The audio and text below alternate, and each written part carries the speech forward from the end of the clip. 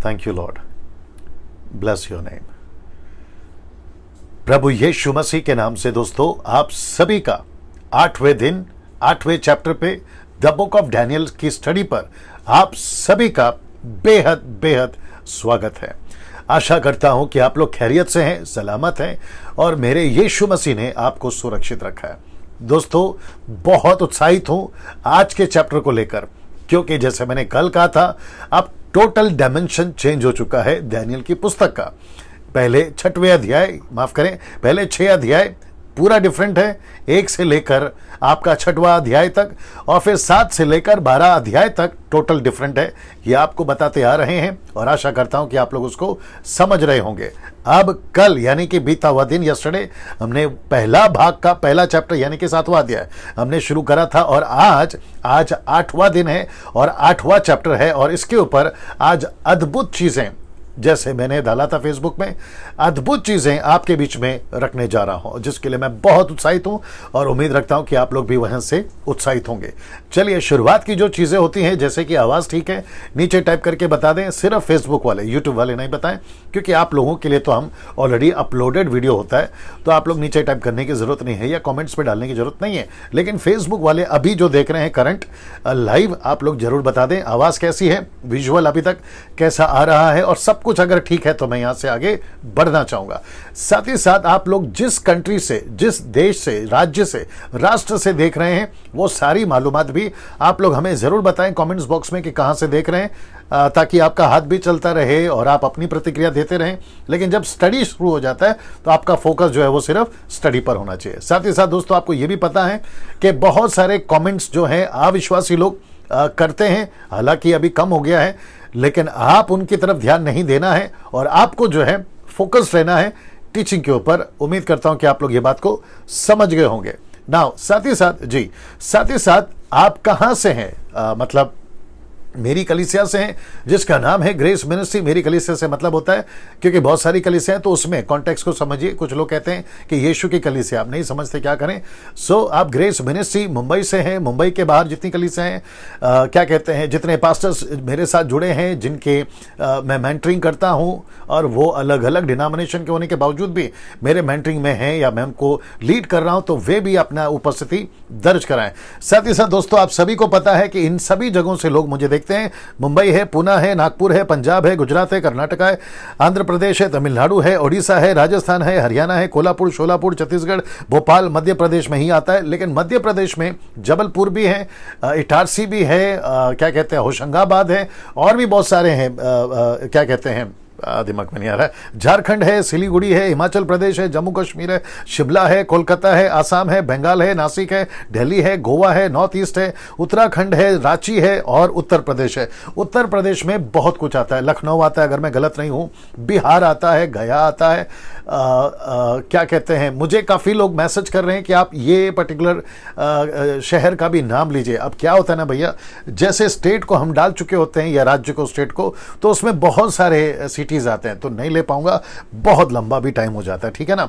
Other countries यानी कि out of India, Pakistan, Nepal, Sri Lanka, Africa, New Zealand, UK, USA, Israel जो हिंदी भाषा समझते हैं, इटली है, अरब कंट्री है, अरब कंट्री में भी बहुत कुछ है ना। और साथ ही साथ लंदन से लोग मुझे देख रहे हैं, बेल्जियम से, मॉरिशस से, ऑस्ट्रेलिया से, लक्समबर्ग से, फिजी का स्पेलिंग ठीक नहीं था, अब हमने ठीक कर दिया है। और साथ ही साथ सेंटियागो है, कनाडा है, स्वीडन है, हांगकांग है, मलेशिया है और हॉलैंड है। तो इन सभी जगह से देख रहे हैं। अगर और भी कई लोग जो हैं अलग अलग कंट्री से देख रहे हैं, आपका नाम यहाँ नहीं है, मुझे प्लीज बताएं। अदर कंट्रीज की बात कर रहा हूं, मैं आपको जरूर उस पर ऐड करूंगा ना। दोस्तों आज एक स्लाइड मैंने एक्स्ट्रा बढ़ा दिया है और वह है मसीह मंथन बैठक का, जिसके ये नंबर है, इसका स्क्रीनशॉट ले लीजिएगा आप लोग। मसीह मंथन बैठक का इसका स्क्रीनशॉट ले लीजिएगा ताकि कॉल करने में आपको आसानी हो। अब मैं बताता हूं क्यों। जैसे आप लोग कल से देख रहे हैं, क्षमा करें, आप लगातार 7 दिन से और आज का 8वां दिन देख रहे हैं, हम एक मिशन पे काम कर रहे हैं, हम एक लक्ष्य को लेकर चल रहे हैं और उस मिशन और लक्ष्य में हम लाखों लोगों को जोड़ना चाहते हैं, और जिसका नाम हमने रखा है मसीह मंथन बैठक। और जैसे ही भारत में जब सब कुछ ठीक हो जाएगा तो हम जो है इसकी पहली बैठक मुंबई से करना चाहेंगे, और जिसमें मैं समझता हूं कि काफी लोगों की मुझे जरूरत है, ताकि गलत शिक्षाएं शैतानी कलीसियाएं, शैतानी शिक्षाएं, उनको कैसे रोक सके। गोलियात बनकर बहुत मार्केट में घूम रहे, लेकिन दाऊद नहीं दिख रहे। तो बहुत सारे दाऊद शायद उनको पता नहीं है कि उनकी कैपेबिलिटी क्या है, उनकी क्षमता क्या है, उनका पोटेंशियल कितना है, ताकि हम उनको निखार सके। जैसे 5 पत्थर नाले में पड़े पड़े, पानी ने उनको निखारा, वैसे ऐसे 5 पत्थर हमें चाहिए यीशु के कलीसिया की थैली में, यीशु की कलीसिया की थैली में, ताकि ये 5 पत्थर जो है गोलियात को मारने में काम आ सके, यानी गलत शिक्षाओं को। और हम जो है साथ ही साथ मैंने कल बताया था कि जितने भी युवा लोग हैं, लड़का लड़की दास दासी, आप सभी को परमेश्वर के वचन में इतने एजुकेटेड होना है, इतने मजबूत हो जाना है, ताकि परमेश्वर का राज्य को आपके जीवन काल में, जब तक मैं जिंदा हूं तब तक, आप जब तक जिंदा है, मिशन को हम पूरा होते हुए देख सके। जैसे पौलुस कहता है, मेरी दौड़ मैंने पूरी कर ली, मेरे कूच का समय आ गया, मेरा टेक ऑफ का मतलब मेरी पृथ्वी को छोड़ने का, घर को छोड़ने का समय आ गया। ऐसी रेस दौड़कर, ऐसा काम कर कर ही आप लोग जो है निश्चिंत होकर इस पृथ्वी से जाना है, जिसकी क्या कहते हैं, तसल्ली मुझे भी हो और आपको भी हो, और उस मिशन में मैं भी हूं और आपको भी जोड़ना चाहूंगा। मसीह मंथन के जितने मेंबर्स हैं, आप लोग भी जानते हैं हम किस मिशन के साथ चल रहे हैं। तो ये नंबर आपको दिया जा रहा है ताकि आप लोग मसीह मंथन के जो एडमिन्स हैं इनको कॉल कर सकें। सुबह 10 से रात को 9 बजे तक ही करना है, और अभी नहीं करना क्योंकि अभी तो सब लोग लाइव हैं, तो कल से सुबह से कर देना। और इनको कहना कि आपको व्हाट्सएप में ग्रुप में ज्वाइन करें। अभी तक मैं आपको बता दूं कि मसीह मंथन बैठक व्हाट्सएप ग्रुप में कम से कम 1000 से भी ज्यादा लोग अब तक जुड़ चुके हैं, पूरे भारत से, अदर कंट्री से भी हैं। अच्छा, अदर कंट्री से भी लोगों का स्वागत है, आप लोग जुड़ सकते हैं। आपका जो भी सपोर्ट मिलना चाहे हमको दीजिएगा, ताकि हम जो है इस मिशन को आगे बढ़ा सकें ना। इसको देखिए दोस्तों, अब यहां से मैं टीचिंग को शुरू कर रहा हूं, क्योंकि मुझे एक्सक्यूज मी, मुझे यहां से आपको बहुत सारी चीजें आज बतानी है ना। मुझे बता दो कितना लोग हैं जी। 1000 लोग जुड़ चुके हैं, एक्सक्यूज मी, 1000 लोग जुड़ चुके हैं। और YouTube पे आप लोग जो अपलोड वाला वीडियो देखते हैं, आपका भी बहुत स्वागत है। मैं समझता हूं कि 89,000 प्लस 200 या 300 हो गए होंगे अभी। आप सभी का स्वागत है, और मैं बहुत रिस्पॉन्सिबिलिटी के साथ आप सभी लोगों से बात कर रहा हूं। मुझे मेरा आवाज सुनाओ, कैसा दिखाई दे रहा है या सुनाई दे रहा है? जी, मैं काफी बोझ के साथ आप सभी के पास आता जी, काफी है जी। तो मैं समझता हूं कि मेरी रिस्पॉन्सिबिलिटी है कि सही शिक्षा के साथ में आपके बीच में मैं पहुंच सकूं ना। साथ ही साथ दोस्तों, अगर आप लोग मुझे संपर्क करना चाहते हैं, ये जो नंबर आपको दिखाया था, आप इनसे बात कर सकते हैं। कोई जानकारी चाहिए, ये मेरे जो व्हाट्सएप ग्रुप है मसीह मंथन के एडमिन से, आप लोग इनसे बात कर सकते हैं, ठीक है ना दोस्तों। अब यहां से मैं शुरू हो रहा हूं, और मैं सबसे पहले आपको यह दिखाना चाहता हूं, और साथ ही साथ मैं कल जो है अभी तक हमने क्या सीखा, पहले अध्याय से लेकर 8वां अध्याय आज खत्म हो जाएगा, और कल लगेगा 9वां अध्याय। तो मैं कल आपको एक बोलते ना रीकैप, या फिर जो भी हमने सीखा है उसका जो है एक छोटा सा क्या कहते हैं, रिकॉल क्या बोलते हैं मुझे नहीं मालूम, वो सारी चीजें आपके बीच में रखूंगा, ताकि आपका दिमाग में सब चीजें फ्रेश हो जाए। लेकिन अभी जो मैं रख रहा हूं, मैं बाइबल की कुछ हिस्ट्री, कहां से कहां तक अभी हम बढ़े हैं और आगे कहां तक हम जाएंगे, वो आपके बीच में रख देता हूं। क्यों? क्योंकि उसकी वजह है चैप्टर 8, उसकी वजह है चैप्टर 8 अध्याय 8। तो उसको कनेक्ट करने के लिए आपके बीच में मैं ये करने जा रहा हूं। क्या आप लोग तैयार हैं? अगर आप लोग तैयार हैं, नीचे थंब का सिंबल, हार्ट का सिंबल, आप जैसे देना चाहो, भेजना चाहो, आमीन रिस्पॉन्स देना चाहो, आमीन का, हालेलुया का, आप दे सकते हैं, ठीक है ना। तो मैं वापस यहां से शुरू करने जा रहा हूं, और आप सभी को पूछूंगा, अगर हम लोग तैयार हैं तो मैं यहां से शुरू होता हूं ना। साथ ही साथ दोस्तों ये पढ़ लीजिए, लिखा है from Exodus to book of Revelation. मतलब मैंने उत्पत्ति की किताब को नहीं गिना है। उत्पत्ति की किताब को क्यों नहीं गिना है मैं आपको अभी बताऊंगा, तो आपको भी समझ में आ जाएगा। लेकिन एक्सोडस में हम पूरी पृथ्वी पर एक चीज को देखते हैं, और वो एक चीज इसके साथ में कनेक्ट होगी, और वही एक चीज लूसीफर के साथ कनेक्ट है, और वही एक चीज आपकी और मेरे साथ में कनेक्ट है। वो एक चीज क्या है आपके बीच में भी मैं रखने जा रहा हूं। तो सबसे पहले from Exodus to book of Revelation. तो यहां लिखा है कि एक बात को पहले समझना होगा, एक बात को पहले समझना होगा। आइए देखते हैं वो कौन सी बात है ना। सबसे पहले ये देख लीजिए, द बुक ऑफ एक्सोडस से लेकर रेवलेशन तक है, मैंने यहां पे रख दिया, और वह है, बड़े ध्यान से सुनिएगा, और वह है जो एक बात आपको समझनी है, वह है मंदिर। जी, मंदिर। एक्सोडस से लेकर द बुक ऑफ रेवलेशन तक एक ही चीज चली है, परमेश्वर का मंदिर, परमेश्वर का मंदिर, परमेश्वर का मंदिर। आप और हम भी क्या है? परमेश्वर का मंदिर। मैं कनेक्ट करूंगा, अब इसको देखिए अगला वाला। यह है अदन की वाटिका से लेकर, रिपीट करता हूं, अदन की वाटिका से लेकर नए यरूशलेम तक, जिसको कहते हैं नया यरूशलेम, यह भी परमेश्वर का मंदिर है, जिसको कहते हैं नया यरूशलेम आने तक। बड़े ध्यान से देखिएगा स्लाइड्स के ऊपर, यहां सब ठीक दिख रहा है, बड़े ध्यान से, और अगर आता है कमेंट तो मुझे बताइए। लिखा है कि अदन की वाटिका से लेकर नए यरूशलेम तक शैतान का एक ही टारगेट है। मैं रिपीट कर दूं, शैतान का एक ही टारगेट है। कहां से कहां तक? एक्सोडस से लेकर, यानी कि निर्गमन की किताब से लेकर प्रकाशित वाक्य तक की किताब है। मैंने उत्पत्ति को नहीं गिना, मैं आपको बताऊंगा, लेकिन हम देखते हैं जी, हम देखते हैं कि शैतान का एक ही टारगेट है, और वो टारगेट कौन है? मंदिर। वो टारगेट कौन है? मंदिर। लूसीफर का टारगेट मंदिर, 23 कर दो। लूसीफर का टारगेट है मंदिर। क्या कहते हैं? एंटी क्राइस्ट का टारगेट है मंदिर। यहां तक कि यीशु मसीह का भी टारगेट है मंदिर, और आज हम सब का भी टारगेट है मंदिर।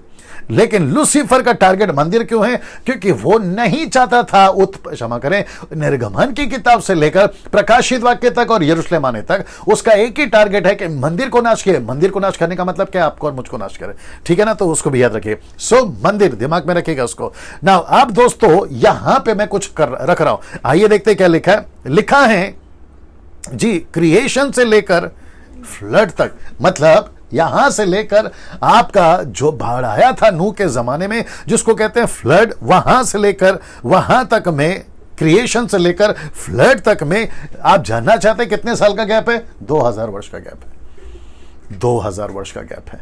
तो पहला स्लॉट 2000 का, फिर एक्सोडस से लेकर बेबीलोन तक। बेबीलोन का मतलब क्या है? जहां पर आपका दानियल चल रहा है, जहां पर यीशु मसीह के आने से पहले 600 साल पहले का जो बेबीलोन है, जो बंदी हो गया था, और मीडो पर्शियन आकर, मादी और फरसियों ने आकर बेबीलोन से परमेश्वर के लोगों को रिहा करा, और एजरा की किताब साथ साथ लिखा है कि वापस से रीबिल्ड हुआ, वापस से मंदिर को बनाया गया। फिर वापस से यीशु के आने से पहले एक राजा ने उसको वापस से नाश किया। तो ये सारी चीजें आपके बीच में रखूंगा, लेकिन उस टाइम से लेकर अभी तक वो वापस से मंदिर नहीं बन पाया।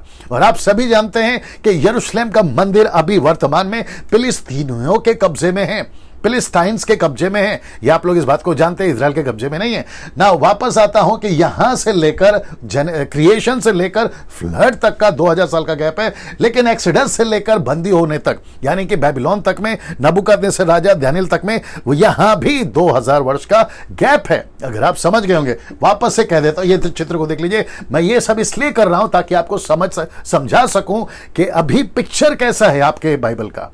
आपको समझना बहुत जरूरी है। जब आप स्टडी ले रहे हैं दानियल की किताब का, आपको पता होना चाहिए कि एक ही टारगेट है, और वो है मंदिर, परमेश्वर का मंदिर। और 8वें चैप्टर से मैं मंदिर को क्यों कनेक्ट कर रहा हूं, और 9वें अध्याय से लेकर भी आगे चलेगा वो मंदिर, और अभी तक भी टारगेट मंदिर ही है, जिसको मैं कलीसिया भी कहूंगा। तो यहां पे भी 2 साल, क्षमा करें 2000 साल, और यहां पे भी 2000 साल ना। अभी इसको देखिए दोस्तों, इजराइलाइट से लेकर जेंटाइल्स तक, देख लीजिएगा, इजराइलाइट से लेकर जेंटाइल्स तक, जिसको कहते हैं इजरायलियों से लेकर अन्य जातियों तक। अब आप इसको देख लीजिए, जिसको कहते हैं 1 AD या पहली सेंचुरी, पहली सदी से अब तक एक ही मिशन है। और वो मिशन क्या है?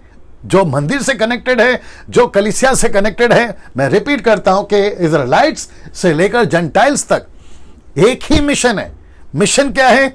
सुसमाचार, सुसमाचार, सुसमाचार। इसका मतलब क्या है?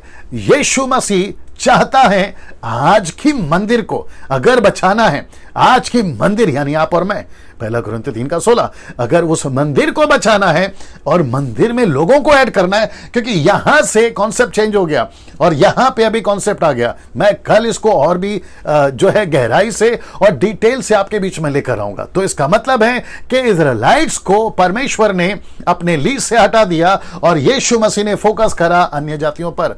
ना मेरे हिंदू भाई, मेरे मुस्लिम भाई और जितने भी अन्य जाति के लोग हैं जो यीशु के फॉलोवर नहीं हैं, मैं कल बता चुका हूं, हम क्रिश्चियंस नहीं हैं, हम क्राइस्ट फॉलोवर्स हैं।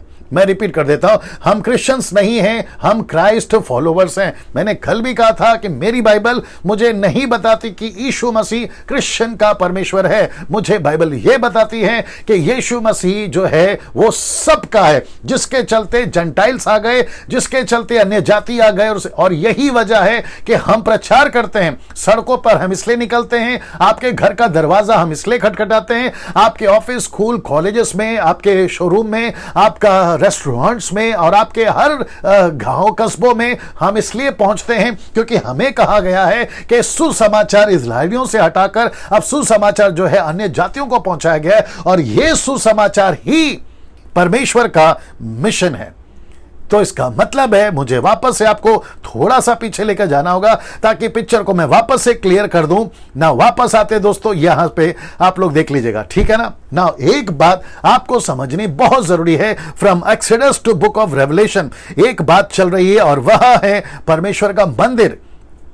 अदन की वाटिका से लेकर आपका नया यरूशलेम तक शैतान का एक ही टारगेट है, और वह है परमेश्वर का मंदिर। आदम को नहीं छोड़ा, आदम को नाश किया, लेकिन उसके बाद परमेश्वर ने निर्गमन की किताब में मूसा को वो मिशन दिया, मंदिर बना, मंदिर बना, मैं रखूंगा। हर चीज को करते करते फिर आपको जो जीवन काल या फिर टाइम पीरियड 6000 साल का अगर वो समझना है तब जाकर मैंने ये रखा है, एक्सक्यूज मी, मैंने ये रखा है जो कि कहता है कि क्रिएशन से लेकर फ्लड तक, यानी कि नूहा तक, आदम से लेकर नूहा तक में 2000 साल का गैप है। फिर एक्सोडस से लेकर बेबीलोन तक यानी दानियल और यीशु के पहली सदी तक, ठीक है ना, एडी आने तक यहां पर 2000 साल का गैप है। और तब आता है आपका यह इजराइलाइट से लेकर आपका जेंटाइल्स तक जो सुसमाचार चल रहा है, यानी कि पहली सदी से लेकर अब तक, और जिसको भी मैं कहूंगा 2000 साल का गैप अभी चल रहा है, हालांकि 2020 साल हो गए। एक ही मिशन है, एक्सक्यूज मी, एक ही मिशन है, और वो मिशन है सुसमाचार। जी दोस्तों, वो मिशन है सुसमाचार। नाउ ये वचन आपके बीच में रख रहा हूं, वचन है रोमियो की किताब उसका 11 का 25, लिखा है कि हे भाइयों, कहीं ऐसा ना हो कि तुम अपने आप को बुद्धिमान समझ लो, इसलिए मैं नहीं चाहता कि तुम उस भेद से अनजान रहो। कौन सा भेद है? अभी आ रहा है, लिखा है भेद है कि जब तक अन्य जातियां पूरी रीति से प्रवेश ना कर ले तब तक इज़राइल का एक भाग ऐसा ही कठोर रहेगा। ये कौन सा एक भाग है जो यहां पर ठुकरा दिया? ये कौन सा एक भाग है? ये इज़राइल। आपको मैं कल बताऊंगा कि परमेश्वर यीशु मसीह ने जब इस पृथ्वी पर जन्म लिया था पहली सदी में एडी में यहां पर, वहां से लेकर स्टीफन तक जिसको पत्थर मार दिया गया, वहां से कलीसिया तितर बितर हो गई। वचन अध्याय 8 अगर आप पढ़ते हो 1 से लेकर, लिखा है कलीसिया तितर बितर हो गई, और वो कलीसिया तितर बितर होती चली गई 3री सेंचुरी तक, जब तक कि रोम का एम्परर जिसका नाम है कॉन्स्टेंटाइन, वो जब तक नहीं आया 3rd सेंचुरी में, तब तक कलीसिया बिखरती गई। बिगड़ने से मतलब है फैलती चली गई, कलीसिया को सताया गया। और मैं समझता हूं कि जब कॉन्स्टेंटाइन को मन परिवर्तन हुआ, उसको यीशु का एहसास हुआ, कल इसको और भी जोड़ दूंगा, आज थोड़ा सा बता देता हूं क्योंकि यह समझाना है, उसने क्रिश्चियनिटी को लीगलाइज कर दिया। उसने कहा कि क्रिश्चियन धर्म, क्रिश्चियनिटी, याद रखो कॉन्स्टेंटाइन का है ये पूरा डेटा या पूरी हिस्ट्री, आप जाइए गूगल में और आप टाइप कर लीजिएगा और आपको पूरा डेटा मिल जाएगा, ठीक है ना।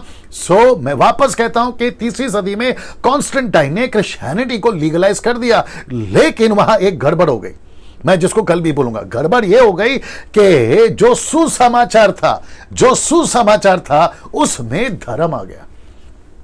बाप रे, जो सुसमाचार था उसमें धर्म आ गया, जो सुसमाचार था उसमें क्रिश्चियन रिलीजन आ गया। और इसका करता धरता कौन है? कॉन्स्टेंटाइन। फिर कॉन्स्टेंटाइन के बाद में जो पोप बने कैथलिक में, रोम होली सिटी मैंने कल कहा था, और वो अभी तक चल रहा है। उसके चलते रोम जो है ये बन गया, होली सिटी बन गया, और वहां पर कैथलिक्स वालों ने वहां पर डिक्लेयर कर दिया कि जैसे हिंदू एक धर्म है, मुस्लिम एक धर्म है, बुद्ध एक धर्म है, और न जाने कितने धर्म हैं, वैसे क्रिश्चियन का भी एक धर्म है। जब अंबेडकर साहब भारत के कॉन्स्टिट्यूशन को लिख रहे थे, जिसको हिंदी में संविधान कहते हैं, तो उसने 4 धर्म को जोड़ा, हिंदू, मुस्लिम, सिख, ईसाई, और उसके अलावा और भी धर्म है, बुद्धिस्ट है, पारसी है, और न जाने क्या 7 मेजर रिलीजन्स है, उन सबको जोड़ा है उन्होंने, ठीक है ना। लेकिन क्रिश्चियन धर्म हम नहीं मानते,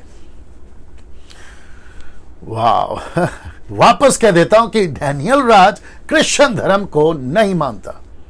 मैं ये मानता हूं हम क्रिश्चियंस नहीं हैं, हम क्राइस्ट फॉलोवर्स हैं।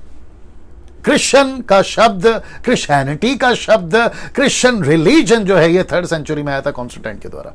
आप जितने क्राइस्ट फॉलोवर्स हैं, आप जितने मुझे देख रहे हैं, आपका जो दिमाग है वो अभी चकरा गया होगा। तो जितनी भी बड़ी बड़ी ऑर्गेनाइजेशंस है वहां तक अगर ये वीडियो पहुंचती है उनका भी दिमाग चकराया होगा कि डैनियल भाई ये क्या बोल दिया। मैं बिल्कुल सच कह रहा हूं सर, जब पहली सदी में आया था यीशु मसीह ने क्रिश्चियन धर्म का प्रचार नहीं किया। आप मुझे साबित करके बता दीजिए, कोई भी तुर्रम खान, आप मुझे साबित करके बता दीजिए, मैं फेसबुक पे यूट्यूब पे आना छोड़ दूंगा। साथ ही साथ पतरस ने क्रिश्चियन धर्म का प्रचार नहीं किया, पौलुस ने क्रिश्चियन धर्म का प्रचार नहीं किया, पतरस और यूहन्ना ने क्रिश्चियन का प्रचार नहीं किया, ना ही किसी भी प्रभु के दासों ने पहली सदी में। उन्होंने सिर्फ और सिर्फ परमेश्वर के राज्य का प्रचार किया। जॉन द बैप्टिस्ट ने भी कहा परमेश्वर का राज्य निकट आ गया। यीशु मसीह ने भी कहा परमेश्वर का राज्य निकट आ गया, मत्ती 4:17। पतरस और 12 चेले और 12 चेले और 70 चेले, वो मत्ती का 9वां अध्याय हो या फिर मत्ती का 10वां अध्याय हो या लूका का 10वां अध्याय हो, यीशु ने यही कहकर भेजा कि जाओ प्रचार करो और कहो स्वर्ग का राज्य निकट आ गया, मन फिरा। और यही प्रचार प्रेरितों की किताब 2 अध्याय में पतरस ने भी करा, और यही प्रचार जो है पौलुस ने भी आगे करा। एक ने भी क्रिश्चियन धर्म का प्रचार नहीं करा। और मुझे यह एहसास हो रहा है, जब मैं आपको यह स्टडी दे रहा हूं तो मुझे पता चला है कि 3री सेंचुरी के बाद कॉन्स्टेंटाइन के टाइम से क्रिश्चियनिटी जो है वो ढीली पड़ गई। मुझे माफ करिए ये बोलने के लिए, क्रिश्चियनिटी जो है वो ढीली पड़ गई। और उसके चलते हुआ क्या कि यीशु का सुसमाचार तो मिलावट में आ गया। यीशु का सुसमाचार जिसका पौलुस ने भी जिक्र करा है गलतियों का 1 अध्याय से लेकर 6 तक में, 1 से लेकर 6 तक में, वो कहता है कि सुसमाचार बिगाड़ दिया है कुछ लोगों ने। तो वैसे तब हुआ था वैसे अब हो रहा है। और आपको पता है कि आज 90%, बहुत ध्यान से सुनिए, आज 90% क्रिश्चियंस रिलैक्स हो गए। आज 90% क्रिश्चियन ऐसा लेकर चल रहे, एक एजेंडा लेकर चल रहे हैं कि हम क्रिश्चियंस हैं, हम रिलीजन्स वाले, हम धर्म वाले, हम क्रिश्चियन धर्म वाले, हमारा ये राइट्स है, हमारा वो राइट्स है। लेकिन मुझे नहीं पता ये बात वो क्यों नहीं समझते हैं कि पहली सदी में ऐसा कोई राइट्स को लेकर नहीं चलते थे। प्रेज गॉड की आज आजादी है, मैं उसके खिलाफ नहीं हूं। प्रेज गॉड क्या चर्च बनाने की आजादी है, मैं उसके खिलाफ नहीं हूं। आज सोशल मीडिया पे हम अपनी बात को रख सकते हैं, उसकी आजादी है, मैं उसके खिलाफ नहीं हूं। लेकिन ये क्यों भूल जाते हो कि सुसमाचार को फैलाने में आपको ढीला नहीं पड़ना है, क्योंकि सुसमाचार ही पर सब कुछ टिका हुआ है। मैं आपको कनेक्ट करूंगा। और इसलिए लिखा है कि इजरायलियों का एक भाग कठोर कर दिया है, और जब तक अन्य जाति, ये वचन के हिसाब से 22 कर लेना, जब तक अन्य जाति पूरी तरह से मन नहीं फिराते तब तक जो है सुसमाचार अन्य जाति जब तक मन नहीं फिराते, इनको मौका नहीं है, इनको मौका नहीं है। मैं जब कनेक्ट करूंगा ना 70 वीक्स ऑफ द डैनियल का वो दर्शन के साथ में, और मैं आपको साथ ही कनेक्ट करूंगा 2300 डेज का, यानी कि 2300 सुबह और 2300 शाम, जो कि आपके अभी आएगा भी और कल भी आएगा। वो जो टाइम पीरियड है वो बताता है कि वो टाइम पीरियड में इजराइल को गिनती में लाया ही नहीं, इसको गिना ही नहीं गया, बल्कि इसको रोक दिया गया कि जब तक अन्य जाति पूरी तरह से प्रवेश ना करे तब तक जो है इजराइल का एक भाग कठोर रहेगा। एक भाग, वहां सब ठीक है कमेंट्स बॉक्स में, एक भाग कठोर रहेगा ना। दोस्तों आपको समझना बहुत जरूरी है कि आज चैप्टर 8 है जिसमें मैं बात करने जा रहा हूं एंटी क्राइस्ट की। मैं इतना लंबा इसको अभी क्यों खींच रहा हूं, क्योंकि आप ये जब तक नहीं समझोगे आप उसके आगे की बात को नहीं समझोगे। आशा करता हूं कि आप लोग समझ गए ना। क्या सुसमाचार के लिए अंत को रोका है? मैं रिपीट कर दूं, क्या सुसमाचार के लिए अंत को रोका है? मतलब आपका जो एंड है, कुछ लोग प्रचार करते हैं, मैं नाम तो खैर ले रहा नहीं हूं, लेकिन यूट्यूब पे इसकी भरमार हो गई है। कुछ लोग कहते हैं अंत आ गया, कुछ लोग कहते हैं कि कल अंत आएगा, कुछ लोग कहते हैं कि कभी भी अंत आ सकता है। मैंने एक वीडियो बनाया था कि अंत के दिनों का बुखार, तो ऐसा बुखार है ना कईयों को लगा हुआ है। मैं प्रकाशित वाक्य की स्टडी दिया हूं, मैं अभी डैनियल की स्टडी दे रहा हूं, लेकिन आपने नोट करा होगा मैं हर बार कह रहा था, तब भी कह रहा था, अब भी कह रहा हूं कि जब तक सुसमाचार, मत्ती 24:14, जब तक सुसमाचार पूरी तरह से नहीं जाएगा। इसलिए यीशु ने क्या कहा था पता है? प्रेरितों की किताब उसका पहला अध्याय वचन 8 में उसने कहा कि जब तक पवित्र आत्मा तुम पर नहीं आएगा यरूशलेम को नहीं छोड़ना। लेकिन जैसे ही पवित्र आत्मा तुम्हें मिलेगा, यरूशलेम, यहूदिया, समारिया, पृथ्वी के छोर तक तुम चले जाना, क्योंकि अन्य जातियों को सुसमाचार सुनाना, पहुंचना बहुत जरूरी है।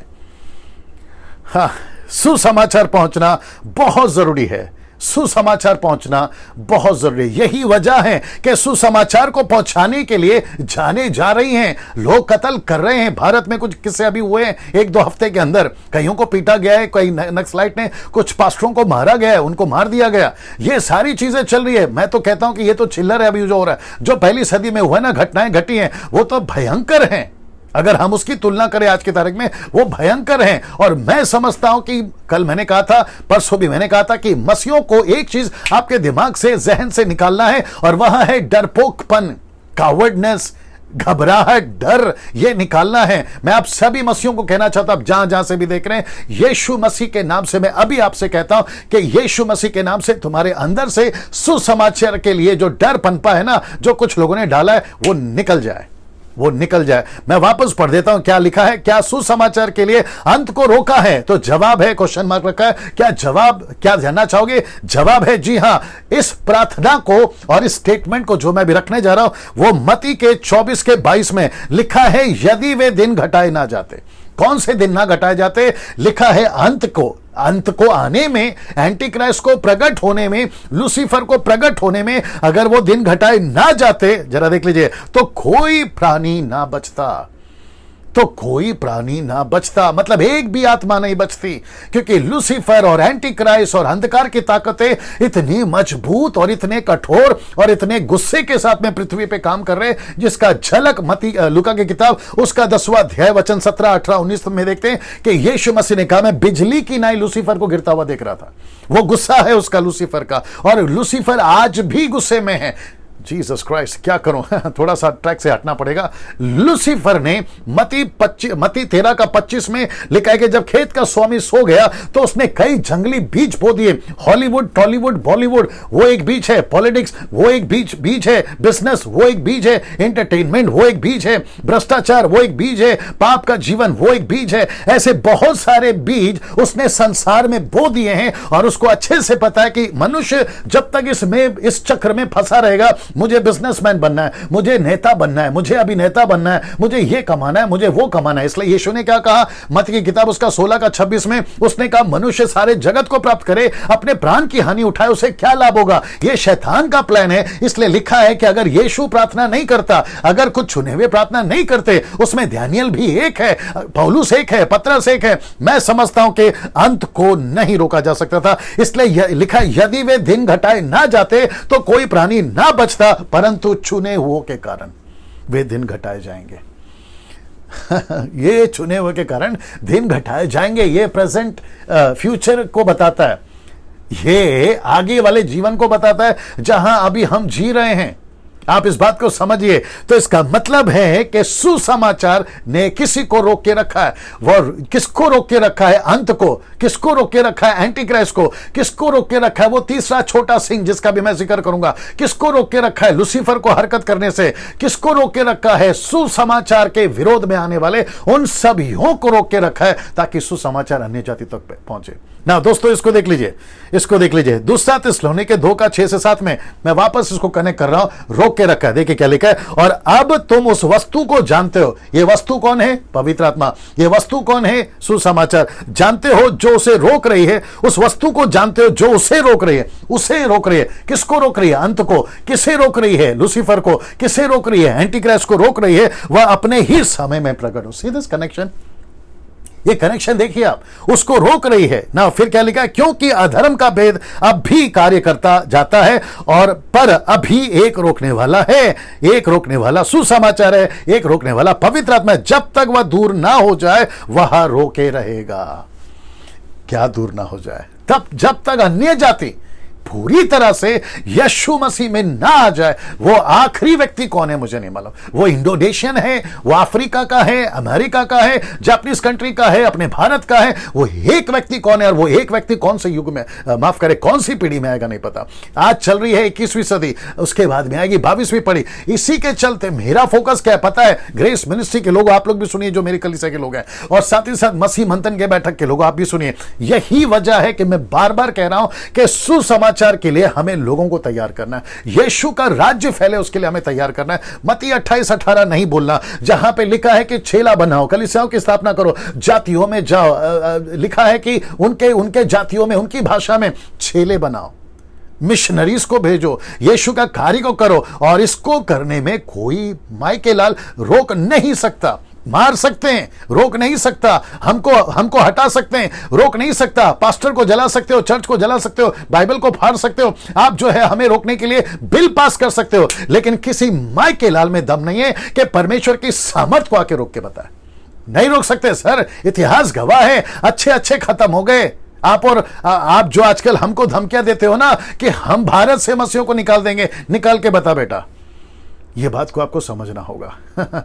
ठीक है ना, मैं वापस कहता हूं, आप हमको मत जानो, आप हमारे परमेश्वर को जानो। जिस दिन तुम हमारे परमेश्वर को जानोगे ना, तो तुम हमको जानोगे और हमको धमकियां देना बंद कर दोगे। मैं अविश्वासियों से बात कर रहा हूं इस वक्त में। दोस्तों, आप मसीह लोग इस वक्त में अपनी पीठ थपथपाइए, आप एक बहुत बड़े मिशन में। मैं कल भी कह रहा था, बहुत हो गया गाना बजा लिया, बहुत हो गया गिटार बजा लिया, बहुत हो गया गाना गा लिया, अब बहुत हो गया एंटरटेनमेंट कर लिया, आप जरा असली काम में आओ। मैं वेलकम करता हूं आपका। मैं मुंबई, पूना, नागपुर, पंजाब, गुजरात, साउथ, नॉर्थ, उन सब का स्वागत करता हूं। आइए यीशु मसीह के लिए एक ऐसा जीवन जिए, एक ऐसा चुनौतीपूर्ण जीवन जिए जिसका चैलेंज यीशु मसीह, पौलुस और पतरस वक्त रहते रहते करते गए हैं। मैंने कल भी कहा था, रात आने वाली काम नहीं कर सकते, अभी दिन है जिसमें हमें काम करना है।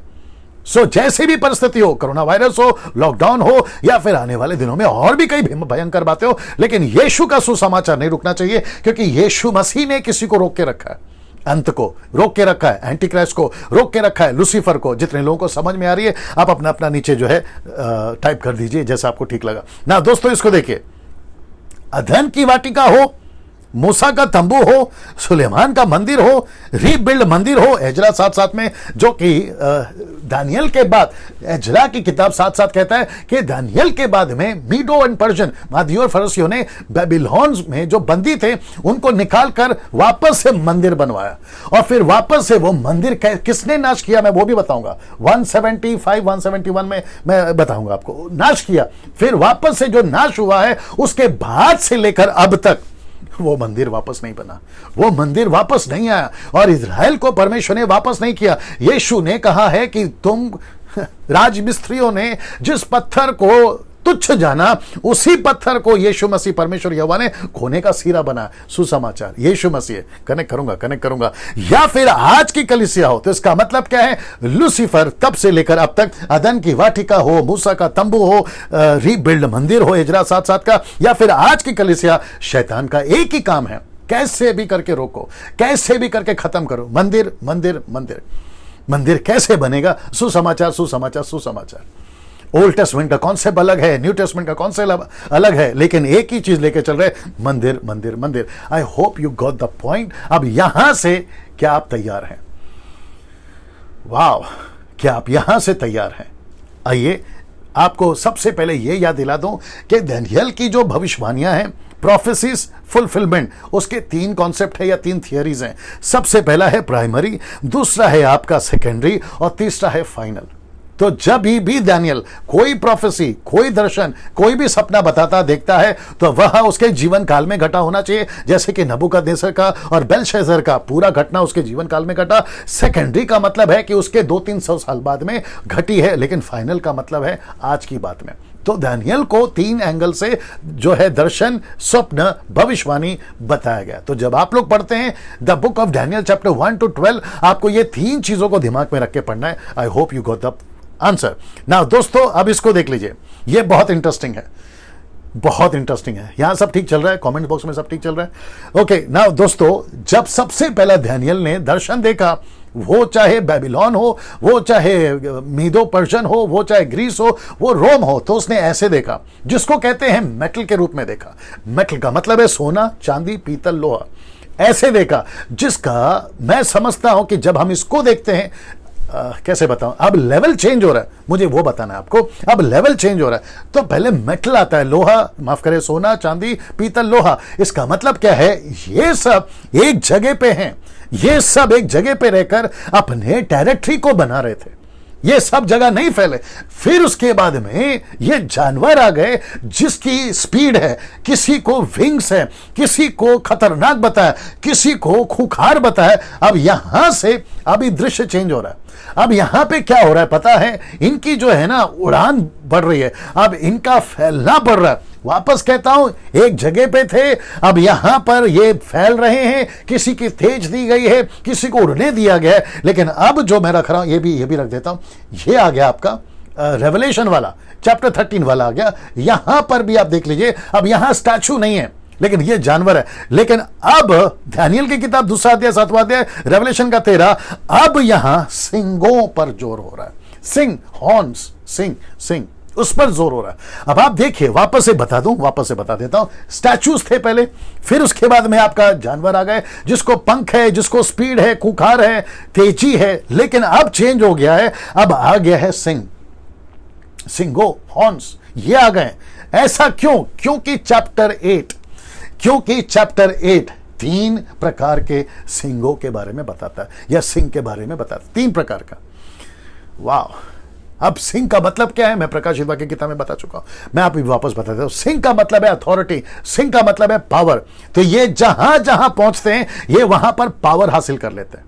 पहला क्या था? स्टैचू, फिर क्या आ गया? एनिमल्स, अभी क्या आ गया? हॉर्न का मतलब है पावर। सोच के देखिए, ये हॉर्न, ये सिंह जब अपने इलाके में, वो कहीं पे भी हो, ये जहां जहां पहुंचते हैं, ये अपना पावर ले लेते हैं। किसी भी कंट्री, किसी भी बॉर्डर, कहीं पे भी पहुंच जाए, इनका पावर आ जाता है। लेवल चेंज हो गया, और ये लास्ट है। मतलब सिंह के बाद में अभी कुछ नहीं है, इन सब का सिंह टूटने वाला है। मैं कनेक्ट करूंगा ना दोस्तों। साथ ही साथ ये भी देख लीजिए, ये आ गया 2 सिंह, अब रख रहा हूं तीसरा सिंह, ये है तीसरा सिंह, ये देख लीजिए। और ये है एंटी क्राइस्ट। ये दोनों कौन है मैं कनेक्ट करूंगा आपको, लेकिन ये है एंटी क्राइस्ट। ये देखो तीसरा सिंह। अब यहां स्टैचू नहीं दिख रहा है दानियल को, अब यहां पे कुछ भी नहीं दिख रहा। अब यहां पे क्या दिख रहा है? सिंह दिख रहा है। अब दानियल का प्रोफेसी और रेवलेशन की 13वीं अध्याय की प्रोफेसी बहुत मिलती जुलती है, क्योंकि दानियल की प्रोफेसी में लास्ट में सिंह को प्रमोट किया गया, उस पर जोर दिया गया। और जॉन ने भी कहा है कि उसको सिंह है, 10 सिंह है, सिंह, छोटा सिंह, ये आ रहा है बार बार प्रकाशित वाक्य की पुस्तक में भी। तो इसका मतलब है कि लास्ट है सिंह, जिसको बताते हैं अथॉरिटी। तो इनका सत्ता, वो चाहे पॉलिटिकल लीडर हो या फिर रिलीजियस लीडर हो, इन सब का पावर बढ़ने वाला। अब स्टैचू एक जगह पे नहीं रहेगा, अब ये पंख लगाकर और खूंखार की स्पीड में नहीं रहेंगे, ये जहां पहुंचेंगे इनका सत्ता है, इनका पावर है। ये आपको समझाना चाह रहा था ना। इसको देख लीजिए, इसको देख लीजिए। आप सभी जानते हैं कि ये क्या है, आप सभी जानते हैं कि ये क्या है, और आपको तो मैं ये आज बताने पर हूं ना। जहां जहां मैंने एरो किया है आपको समझाने के लिए, मादी, फरासी, मीडो पर्शियन, ये हो गया। और साथ ही साथ में यूनान, मैं आपको बताऊंगा ग्रीस। ना आपको पता है बेबीलोन है, आपका मीडो पर्शियन है, और आपका ग्रीस है, और ये आपका रोम है। और यही आपका सोने का सिर बेबीलोन है, ये आपका ग्रीस है, माफ करें मीडो पर्शियन है, ये आपका ग्रीस है, और ये है आपका रोम। आपको ये सारी चीजें बताई थी। अब ये 2 बकरे और फिर वो तीसरा बकरा, माफ करें 2 बकरे, 2 प्रकार का सिंह और तीसरा सिंह, आपको अभी मैं आज बताने पर हूं। ये दोनों कौन है? आपने पिक्चर देख लिया, नाम भी बता दिया। अब इसकी खुलासा दे देता हूं। मैंने सिर्फ ये फोटो रखा है, ये फोटो वापस आएगा। और आप सभी जानते हैं ये फोटो कौन है? अलेक्जेंडर द ग्रेट, बादशाह सिकंदर, इसका कनेक्शन है। नाउ 2 अध्याय, 7वां अध्याय, 8वां अध्याय, जितने भी चित्र आपने देखे या जितने भी सिंबल आपने देखे, ये सब एक ही है, ये सब एक ही है।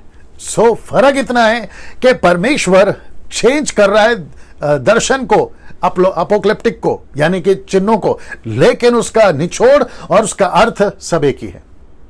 सोना क्या है? बेबीलोन। लायन क्या है? बेबीलोन। आपको मैं ये बताते चला रहा हूं, ठीक है ना।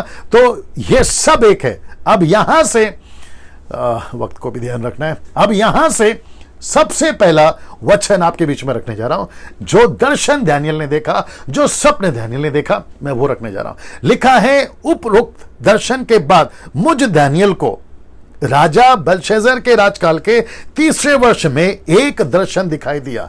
तो कौन से जीवन काल में? बेलशस्सर आपको बता चुका हूं कि नबूकदनेस्सर का पोता। इसकी घटना कहां पर है मैं आपको यह भी बता चुका हूं 5वें अध्याय में, ठीक है ना। बेलशस्सर के राज्यकाल में इसको एक दर्शन दिखाई दिया। आइए देखते हैं वचन 2। मैंने दर्शन में यह देखा। क्या देखा?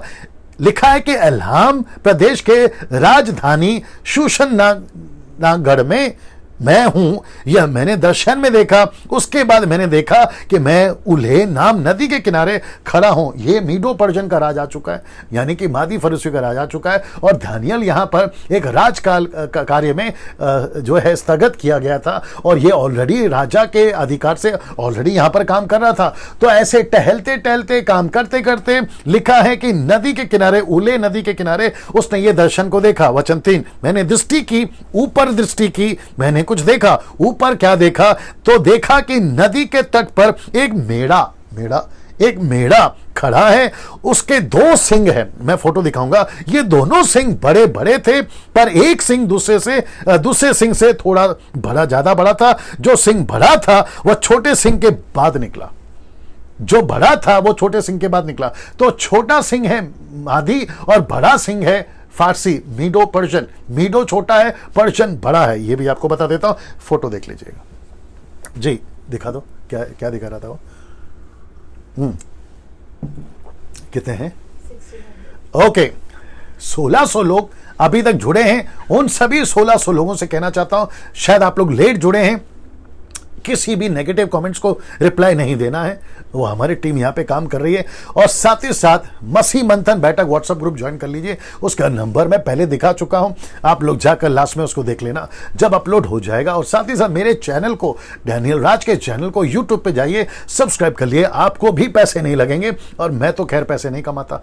सो ये आपको अभी बता देता हूं जो पहले बता रहा था ना। दोस्तों, ये हो गया मीडो पर्शियन आपके बीच में। मैं अभी बताने जा रहा हूं वचन 4, मैंने देखा कि मेढ़े ने पश्चिम, उत्तर, दक्षिण दिशाओं में आक्रमण कर दिया, लड़ाई की घोषणा कर दी। उसके सामने कोई पशु नहीं टिक पा रहा था। मीडो पर्शियन के सामने, मादी फरसियों के सामने कोई नहीं टिक पा रहा था। उसके हाथ से बचाने वाला कोई ना था।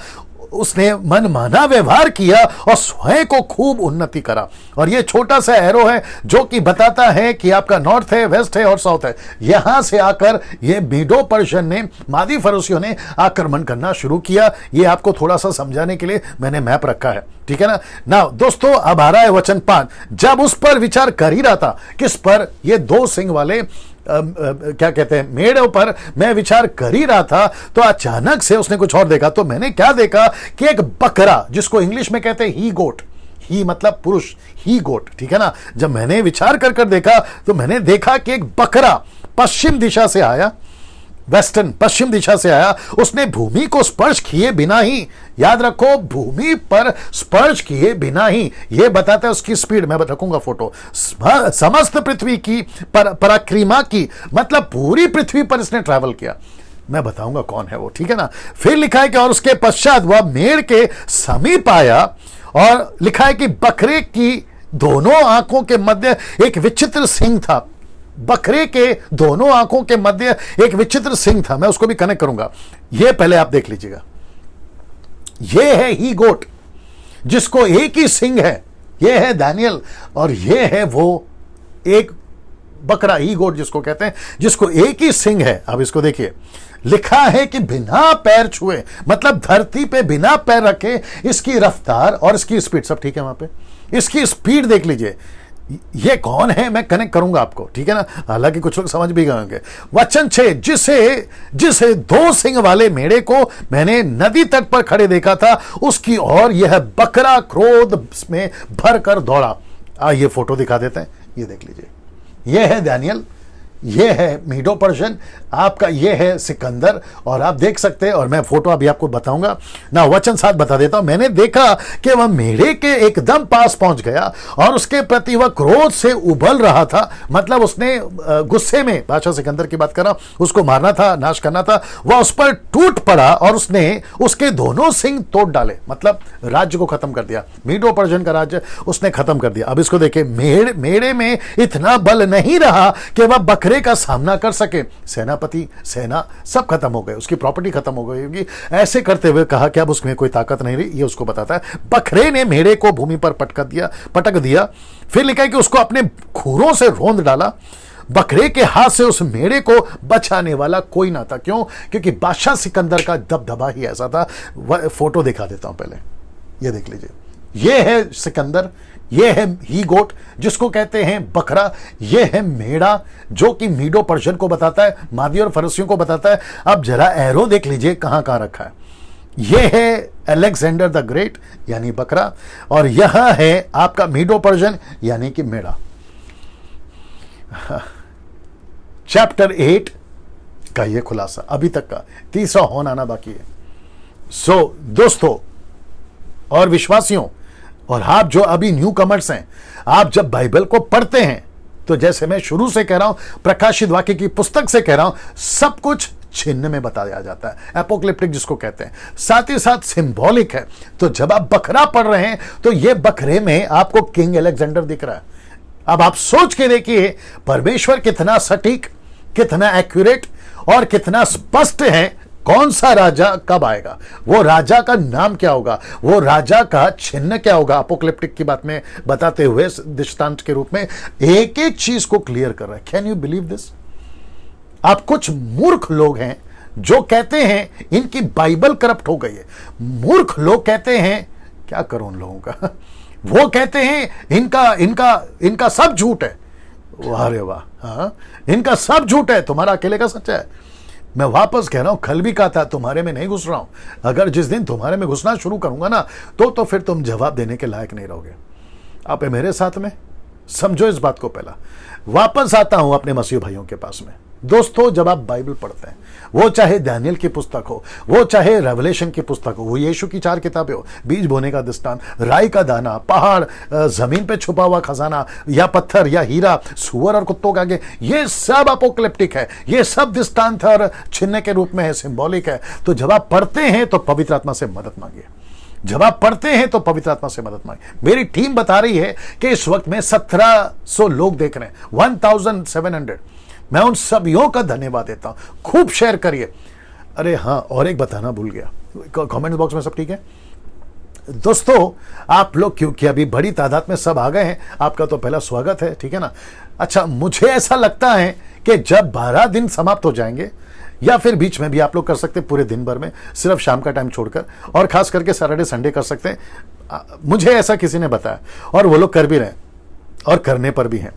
वो कह रहे हैं जी, वो कह रहे हैं कि पास्टर डैनियल, आपकी वीडियो जो YouTube पे अपलोड है उसको हम डाउनलोड कर रहे हैं, और हम गांव-गांव, जहां जहां कलीसिया और जहां जहां विश्वासी हैं, टीवी पे सेट करके उनको बिठाकर, जो भी जितने भी लोग हैं, उनको आपकी टीचिंग देने पर हैं और दे रहे हैं। तो मुझे लगा आप लोग ऐसा कर सकते हैं। द बुक ऑफ रेवलेशन की, जो कि मुझे लगता है 10 दिन का टीचिंग है, टोटल 22 चैप्टर के ऊपर मैंने बात किया है। आप एक एक दिन का वीडियो को डाउनलोड करके टीवी पे सेट करके आप अपने चर्च में, गांव के अंदर, गलियों में, मोहल्लों में, आप जैसे करना चाहें, आपको उसकी छूट है, आप कर सकते हैं। और अगर आप ऐसा करते हैं तो उसकी आप दूसरा भी कर सकते हैं। वो करते करते आप लाइव आ जाइए, लाइव आ जाइए, आपके वॉल से लाइव आ जाइए, आपके क्या कहते हैं उसको, पेज से, और आप ऐसा कर सकते हैं, उसमें कोई दिक्कत नहीं है। मेरा मकसद यही है कि सुसमाचार, परमेश्वर की खरी शिक्षा जितनी पहुंच सके वो आप लोग कर सकते हैं। तो आपको इसकी छूट है, मैं रिक्वेस्ट करता हूं आप लोग जरूर करें। उससे क्या होगा, खाली बैठने से अच्छा है, आपको नहीं प्रचार करना है, आपको केवल सेट करना है, लाइव आ जाना है, आपको जैसा ठीक लगे, और मेरी वीडियो प्ले कर देना, दैट्स इट। और वो 1 घंटा 1.5 घंटे की जो टीचिंग है उनको भी मिलेगी, और साथ ही साथ आपके वॉल से और आपके पेज से जिन्होंने मुझे अभी तक नहीं देखा वो भी देख लेंगे। तो प्रभु का राज्य बढ़ेगा ना। चलिए, तो ये आपको समझ में आ गया। ये है बादशाह सिकंदर, और ये है मीडो पर्शियन, ये है ग्रीस, और ये है मीडो पर्शियन। बकरा कौन है, मेढ़ा कौन है, मैं आपको बता चुका हूं ना। वचन 8 आपके बीच में रखने जा रहा हूं। लिखता है कि अब बकरा अत्यंत शक्तिमान हो गया, शक्ति संपन्न हो गया, माफ करें। अब बकरा जो है अत्याधिक शक्ति संपन्न हो गया। बड़ा कठिन हिंदी है, बर्दाश्त करिए। पर जब वह अपनी शक्ति के शिखर पर था, शिखर पर था मतलब पूरी दुनिया, इतिहास गवाह है ना, किंग अलेक्जेंडर के बारे में इतिहास गवाह है, उसने पूरी दुनिया पे राज करा। और जब वो मरा, एक लगभग जो मुझे एवरेज मिला 33 या 34 या 35 या 36 की उम्र में मर गया। दारू पी के मर गया, बीमार होके मर गया, उसको सदमा आ गया कि अभी क्या बचा है जीतने के लिए। और मुझे लगता है कि यीशु मसीह जब डायलॉग मार रहे थे ना, मत्ती 16:26 में, पूरी दुनिया को जीता, जान को गवाया, क्या फायदा। तो यीशु के दिमाग में ये भी होगा, ये आदमी भी होगा जिसका नाम है सिकंदर, ठीक है ना। दोस्तों, बकरा अत्यधिक शक्ति संपन्न हो गया, पर जब वह अपनी शक्ति के शिखर पर था तब उसका बड़ा सिंह टूट गया। मैं आपको बताऊंगा बड़ा सिंह टूट गया इसका मतलब क्या है, मैं बताऊंगा। और उसके स्थान पर 4 विचित्र सिंह उगाए, 4 विचित्र सिंह उगाए। फिर कहता है कि वे आकाश के चारों दिशाओं की ओर बढ़ने लगे। अब ये क्या है तो क्लियर करता हूं। तो सबसे पहला स्टार, स्टार का मतलब है कि जो वचन पीछे देखा उसका मैं खुलासा करने जा रहा। तब उसका बड़ा सिंह टूट गया, उसके स्थान पर 4 विचित्र सिंह उगा। ये क्या चीज है, सिंह टूट गया और ये 4 सिंह उतर आए। अब जरा तैयार हो जाइए, बड़ा मजा आएगा, ठीक है ना। लिखा है कि सिंह टूट गया, तो सिंह टूट गया इसका मतलब क्या है, इसका मतलब है कि बादशाह सिकंदर मर गया। बादशाह सिकंदर 36 की उम्र में मर गया। सिंह टूट गया, मर गया। सिंह टूट गया मतलब मर गया। किंग अलेक्जेंडर मर गया, ये खुद से मर गया, इसको किसी राजा ने नहीं मारा, ये खुद से मर गया। इतिहास गवाह है, बीमारी से मरा, कैसे मरा, मर गया, ठीक है ना, ये मर गया। अब वो 4 सिंह क्या है, ये 4 सिंह कौन है, ये 4 सिंह बादशाह सिकंदर के कर्नल या बादशाह सिकंदर के जनरल, या फिर जिसने इसके अपने लीडर को जो साउथ, उत्तर दक्षिण पूर्व पश्चिम ईस्ट वेस्ट नॉर्थ साउथ में जो बनाकर रखे थे ना, ये उनको देकर दिया था। उसके कई समयों के बाद में बादशाह सिकंदर के 4 लोग, जो कि अभी आपने वचन को सुना कि 4 विचित्र सिंह उगाए जो चारों दिशाओं में बढ़ने लगे, चारों दिशाओं में। तो ये 4 सिंह कौन है मैं आपके बीच में रखने जा रहा हूं, और वह है यह, ये देख लीजिए, वह है यह। तो सबसे पहला है सिलाकस, लेस्मियकस, फिर कैसेंडर और यह टोलोमी। ये जो है ये नाम देख लीजिए, और ये है अलेक्जेंडर, ये बकरा, और ये 4 सिंह उतर आए, उगाए, क्योंकि एक सिंह टूट गया मतलब बादशाह सिकंदर मर गया। अभी बादशाह सिकंदर यहां पर नहीं है, ये चारों दिशाओं में फैल गए, और एशिया माइनर में, फिर सीरिया बेबीलोन है, फिर इजिप्ट जूडा है, और फिर ये जो है आपका ग्रीस में, ये सब फैल गए। ये चित्र देख लीजिए, कुछ सेकंड तक रख रहा हूं जी। नाउ एक और चीज जो कि मैं ऐड करूंगा, सेलेकस यहां से निकला एंटी क्राइस्ट, इसमें से निकला। अब यहां से एक सिंह में से मैंने कहा ना टोटल 3 सिंह की बात बताऊंगा। एक हो गया बादशाह सिकंदर, दूसरा हो गया मीडो पर्शियन 2 सिंह वाला। अब ये जो 4 उसके जनरल है, किसके, बादशाह सिकंदर के। लेकिन इसमें से सेलेकस में से एक सिंह निकलेगा, मैं आपको बताऊंगा कौन है वो। वचन 9 को पहले देखते हैं, लिखा है कि इन चारों सिंहों में से एक सिंह, एक छोटा सिंह निकला, हॉर्न, लिटिल हॉर्न निकला। वह दक्षिण पूर्व और हमारे वैभव संपन्न देश की और बढ़ता गया, अत्यंत शक्तिशाली बन गया, अत्यंत शक्तिशाली बन गया। कौन सा सिंह, छोटा सिंह। मैं कनेक्ट कर रहा हूं छोटा सिंह कौन है ना। छोटा सिंह जब मैं कह रहा हूं तो यहां पे 2 थियरी है। अब ये व्यक्ति कौन है ये आपको पहले ही पता चल गया। अब वापस कहता हूं कि दानियेल की प्रोफेसी को एक है प्राइमरी, दूसरा है सेकेंडरी, और तीसरा है फाइनल। तो ये है सेकेंडरी, वो भी बता देता हूं। यहां 2 तरह से इस भविष्यवाणी को समझना होगा। तो ये प्रोफेसी मतलब ये जो बंदा है ये सेकेंडरी पे है, और ये जो बंदा है एंटी क्राइस्ट ये फाइनल पे है, ये आपको समझना होगा। और जिसके चलते जब मैं स्टडी कर रहा था तो मुझे पता चला कि ये जो व्यक्ति है जिसका नाम है एंटीक्योस एपिम्फेन्स 170 बीसी में यह आता है एंटियोकस, एंटियोकस, ठीक है ना।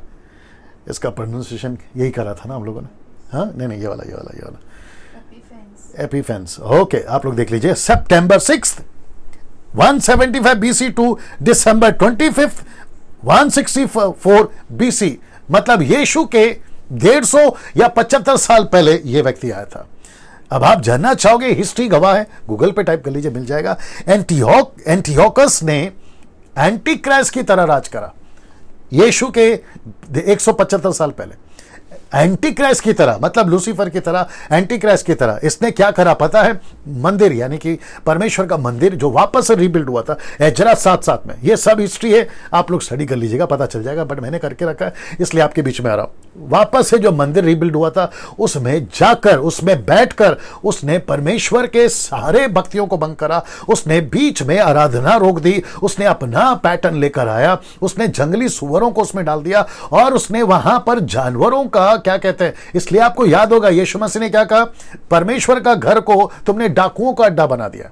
इससे कनेक्ट कर लीजिए आप लूका की किताब 19वां अध्याय वचन अगर आप पढ़ोगे ना 38-40 से ऐसे आगे पढ़ोगे तो लिखा है कि वह डाकुओं का अड्डा कैसे बन गया, वहां पर जानवर कैसे आ गए, वहां कबूतर खाने कैसे आ गए। आप कनेक्ट कर लो। अब आप इसका मतलब है कि जो मंदिर इजरा की किताब साथ साथ में रीबिल्ड हुआ था मीडियो एंड पर्शियन की वजह से, जो कि दर्शन दानियल भी देख रहा था, मंदिर कब बनेगा, मैं कल कनेक्ट करूंगा इसको और भी, मंदिर कब बनेगा, मंदिर बना, वापस से बना, वापस कह रहा हूं मंदिर आ रहा है बीच में, देख लो मंदिर बना, लेकिन इसने उसको पूरी तरह से नाश किया। और आपको पता है कि खतना करना, सर्कमस्टेंसेस, खतना, जो कि मूसा का नियम था, परमेश्वर का नियम था, ओल्ड टेस्टमेंट की बात कर रहा हूं, यह करने नहीं देता था। यह सबत की विधि को उनको, आज का तो खैर छोड़ ही दो, सबत की विधि को करने नहीं देता था। और ऐसा भयंकर टॉर्चर किया जिसका नाम है एंटियोकस, भयंकर तांडव मचाया 170 बीसी में, 170 बीसी में। तो अब ये कौन सी प्रोफेसी है दानियल की, इसको कहते हैं सेकेंडरी। अब आ रहा है फाइनल, क्योंकि इसके हिसाब से 7 सप्ताह नहीं पूरे होते, 70 वीक्स यहां पूरे नहीं होते। साथ ही साथ 2300 days and 2000 days means morning and evening, जिसको अभी मैं बताऊंगा वचन 13 और 14 में, वो इसके साथ में मैच नहीं होते। अब जो स्कॉलर्स हैं बाइबल के, जो जानते हैं, पीएचडी करके रखा है, वो मेरे साथ सहमत होंगे कि मैं क्या बात कर रहा हूं। अब आप लोग जो अभी सीख रहे हैं, मैं आपको अंडर एस्टिमेट नहीं कर रहा हूं, प्लीज बुरा मत मानिए, पर वापस कहूंगा किसी को, बैठो परमेश्वर के वचन के साथ में बैठो, कौन कब आया, कौन क्यों आया, कौन कहां है, कौन क्या है, ये सारी बातों को आपको जानना भी बहुत जरूरी है। तेल पानी के चक्कर से बाहर निकलिए, ब्लेसिंग और आशीष के चक्कर से बाहर निकलिए, वर्शिप के इंटरटेनमेंट के प्रोग्राम से बाहर निकलिए, जरा वचन में रूटेड हो जाइए। मैं कोई यही कोशिश कर रहा हूं, मैं वही कोशिश कर रहा हूं, ठीक है ना। सो यहां पे इस व्यक्ति से ऐसा कोई भी जो चिन्ह है जो भविष्य को बताता है वो मैच नहीं करता, ठीक है ना, जिसका जिक्र यीशु मसीह ने भी कहा अंत के दिनों में, दानियल की बातों को कहा उन्होंने, तो कहा है कि जो पढ़े वो समझे, वो अंत के दिनों में। लेकिन एंटियोक का नहीं बोला उन्होंने ये कहा, ये नहीं कहा कि एंटियोक से आपको कुछ सीखना हो, नहीं, उसने कहा दानियल से सीखो। तो दानियल की 70 वीक्स की प्रोफेसी, 2300 का चक्कर, ये सब कुछ मैं बताऊंगा, ठीक है ना, जो कि एंटी क्राइस्ट से यानी इससे कनेक्टेड है, इससे कनेक्टेड है। इसलिए यीशु ने कहा मत्ती 24:15 में, सो जब तुम उस उजाड़ने वाली घृणित वस्तु को जिसकी चर्चा दानियल भविष्यवक्ता के द्वारा हुई थी पवित्र स्थान में खड़ी हुई देखो, जो पढ़े वो समझे। यह व्यक्ति कब है? यीशु मसीह से पहले कितना साल है? BC, before Christ 170। यीशु मसीह ये वचन कब बोल रहे हैं आपको पता होना चाहिए। यीशु मसीह बात कर रहे 27 एडी में। अब आप कहां 170 बीसी और कहां 27 एडी, कितना गैप है देखिए। तो यीशु यहां बोल रहे 27 एडी में कि दानियल की बातों को याद रखो, मतलब जो पढ़ेगा, जब तुम घृणित वस्तु को मंदिर में खड़े देखो, वो तब की बात कर रहा है। तो ये एंटी क्राइस्ट यह है, ना कि यह, ना कि यह, ये नहीं है। मैं वापस कहता हूं, दो प्रोफेसी एंगल है, एक है सेकेंडरी और दूसरा है फाइनल। प्राइमरी तो नबूकदनेस्सर में ही खत्म हो गया, ठीक है ना। ना दोस्तों, आशा करता हूं यहां पर आप लोग समझ गए ना। इसको देखिए, एक और छोटा सिंह जिसका जो है निकला, मैं उसका बता देता हूं, ये आप देख लीजिए। मैंने कहा था ना सेलेकस से निकलेगा। अब ये 2300 ईयर्स मैं कल कनेक्ट करूंगा, और साथ ही साथ आपको ये भी पता होगा 275 बीसी, और फिर ये सारी बातें आपको मैं कल कनेक्ट करूंगा। अलेक्जेंडर द ग्रेट आकर उसने कैसे राज करा, ये 4 सिंह कौन है मैं आपको बता चुका हूं, और साथ ही साथ छोटा सिंह एंटी क्राइस्ट आएगा 2025 एडी, जिसको मैं कल कनेक्ट करूंगा, जो कि 1844 में ये एक कैलकुलेशन के हिसाब से ये आकर खत्म हो जाना चाहिए था। दुनिया 1844 में खत्म हो जाना चाहिए था। कैसे बताऊं 1844 में अकॉर्डिंग टू डैनियल 2300 का चक्कर, 70 वीक का चक्कर, 1844 में दुनिया खत्म हो जाना चाहिए था। लेकिन दुनिया खत्म नहीं हुई, दुनिया अभी भी चल रही है। मैं वापस कहूंगा, जो मैंने बताया था उसको कोई रोक रहा है, उसको पवित्र आत्मा रोक रहा है इसको पूरा होने में। क्योंकि परमेश्वर, मैं कनेक्ट करूंगा, परमेश्वर एक दिन को 1000 दिन कहता है, मैं वो सब कनेक्ट करूंगा। सो आपको समझना होगा, अपोक्लिप्टिक है, सिंबॉलिक है, जो कि सुसमाचार को ही सब कुछ टिका है सुसमाचार पर।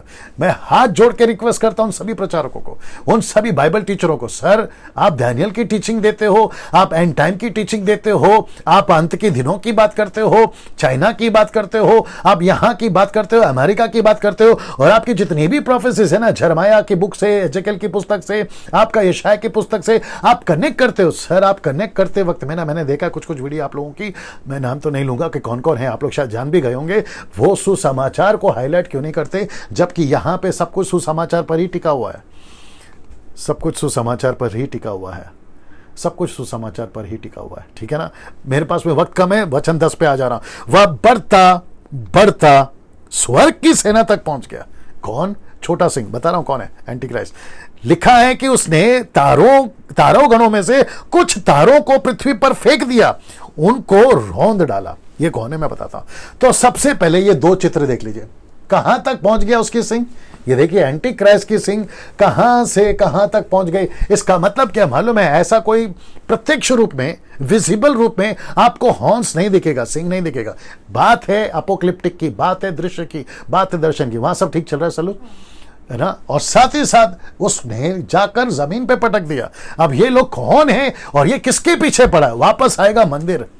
मैंने इसलिए कहा था ना कि चैप्टर 8 मंदिर से कनेक्टेड है। मंदिर मतलब आप और मैं, यीशु मसीह की कलीसिया, आप और मैं। अब देखते हैं, आपको बताता हूं, ये वही दानियल है जो दानियल की पुस्तक में उसने कुछ कहा था। अब पहले मैं आपको यह बता दूं, स्वर्ग की सेना तक पहुंच गया और उसने तारों गणों में से कुछ तारों को पृथ्वी पर फेंक दिया। आपने यह वचन मैंने पढ़वाया था, तो इसी का मैं आपको अभी खुलासा करने जा रहा हूं। ये लोग कौन है? दानियल की पुस्तक 12 अध्याय वचन 3 में लिखा है, the book of Daniel chapter 12 verse 3 में लिखा है, तब सीखने वालों की चमक आकाश मंडल की सी होगी, जो दूसरों को धर्मी बनाते हैं वे सर्वदा की नाई प्रकाशमान रहेंगे। तो इसने किसको नीचे फेंका है? स्वर्ग तक पहुंचे, वहां तक असर है, वहां की चीजों पे असर है, वहां तक इसको एक्सेस है, और उसने सबको नीचे पटक दिया। तो इसका मतलब क्या, मैं आपको बताता हूं। इसका मतलब यह है कि एक तो इजरायली हो गए और वो यहूदी हो गए, जो खुद को, इसलिए पौलुस कहता है ना, तुम धोखे में मत रहो, उन तक को ये पकड़ेगा। अंत के दिनों की बात कर रहा हूं। वहां तक जो परमेश्वर के मंदिर का कनेक्शन है, वहां तक में जो दूसरों को धर्मी बनाते हैं। अब ये आ गए आप और हम। तो लूसीफर, एंटी क्राइस्ट और उसकी सेना, मैं अभी भी कह रहा हूं, पहला यूहन्ना उसका दूसरा अध्याय वचन 15 में या 15 में, अगर मैं गलत नहीं हूं, वहां पर लिखा है कि अभी भी बहुत सारे, जल्दी निकालो, पहला यूहन्ना 2:15 होना चाहिए। लिखा है कि अभी भी एंटी क्राइस्ट दुनिया में है। एक तो फाइनल आने वाला है, ओरिजिनल, वो है एंटी क्राइस्ट ये, लेकिन अभी भी है। 1 John chapter 2 verse 15, I hope so वही होना चाहिए। अगर नहीं है तो मैं कल बता दूंगा ढूंढ के, ठीक है ना, क्योंकि बहुत सारा स्टडी कर रहा हूं, बहुत सारा दिमाग में है, और अभी बुक डैनियल का बुक चल रहा है, जिसके चलते, बट मेरा 1 जॉन 2:15, आई होप सो जी। तुमने तो संसार से और न संसार में की वस्तुओं से प्रेम रखो। ओके 3:15, आई होप सो 3:15। जो कोई अपने भाई से बैर रखता है, 4:15, देखते क्या होता है। जो कोई यह मान लेता है कि यीशु परमेश्वर, ओके 1:15, 15 ही है शायद। 1:15 ओके लिखा है कि अभी भी, देखो इसमें कोई डाल रहा है क्या स्क्रिप्चर, आपके उस पर चेक कर लो, कोई डाल रहा है क्या चेक कर लो। ओके, तो लिखा है कि अभी भी, मैंने इसमें विचार किया था, चैप्टर 1 चैप्टर 2 में बोला था, रेफरेंस अभी दिमाग में से स्किप हो गया। जॉन कहता है कि अभी भी एंटी क्राइस्ट है। तो इसका मतलब क्या है? वो अभी भी सेवकों को पकड़ कर नीचे डाल रहा है। मैं वापस कहता हूं, अगर मिल गया तो बताना। मैं वापस कहता हूं दोस्तों, बड़े ध्यान से सुनिएगा। जो आकाश में चमकेंगे, कौन चमकेंगे? सेवक लोग, मुझ जैसे लोग, मुझ जैसे 10% लोग। वो हमारे पीछे पड़ा है, वो हमारे पीछे पड़ा है। और आपको पता है वो क्या चाहता है? वो चाहता है कि डैनियल राज यूट्यूब पे, फेसबुक पे ना आए। कौन चाहता है? Anti Christ. वो ये भी चाहता है कि मुझ जैसे जो 10%, जिनको मैं बहुत रिस्पेक्ट करता हूं, मैं नाम तो नहीं लूंगा उनका, मुझे बहुत पसंद है, ऐसे लोग 10% है मात्र, बाकी कचरा बहुत है, 90%, उनकी बात नहीं कर रहा हूं। 10% मुझे लोग पसंद है, मैं उनको सल्यूट करता हूं, उनकी टीचिंग को सपोर्ट करता हूं, उनको सपोर्ट करता हूं, उनको मैं अप्रिशिएट करता हूं। 10% वो कौन कौन है? कभी फुर्सत में मिलना, अकेले में बात करूंगा, पब्लिक में नहीं, ठीक है ना। सो वो उन सबको नीचे डालेगा। तो वो पीछे पड़ा है, कैसे तैसे लालच में, व्यभिचार में, पाप में, संसार की बातों में। हम जैसे जो आकाश में चमकने वाले लोग हैं ना, उनको नीचे डालने का प्लान है। इसलिए बहुत सावधान रहना, मैं कह रहा हूं बहुत सावधान रहना, आपको बहुत संभलना है। मिला आपको बहुत संभलना है, ठीक है ना। नहीं मिला तो मैं कल बता दूंगा, लेकिन मैं यहां से आगे बढ़ूंगा। नाउ ये देख लीजिए, वो जो छोटा सा हॉर्न, एंटी क्राइस्ट जो निकला ना, एंटी क्राइस्ट।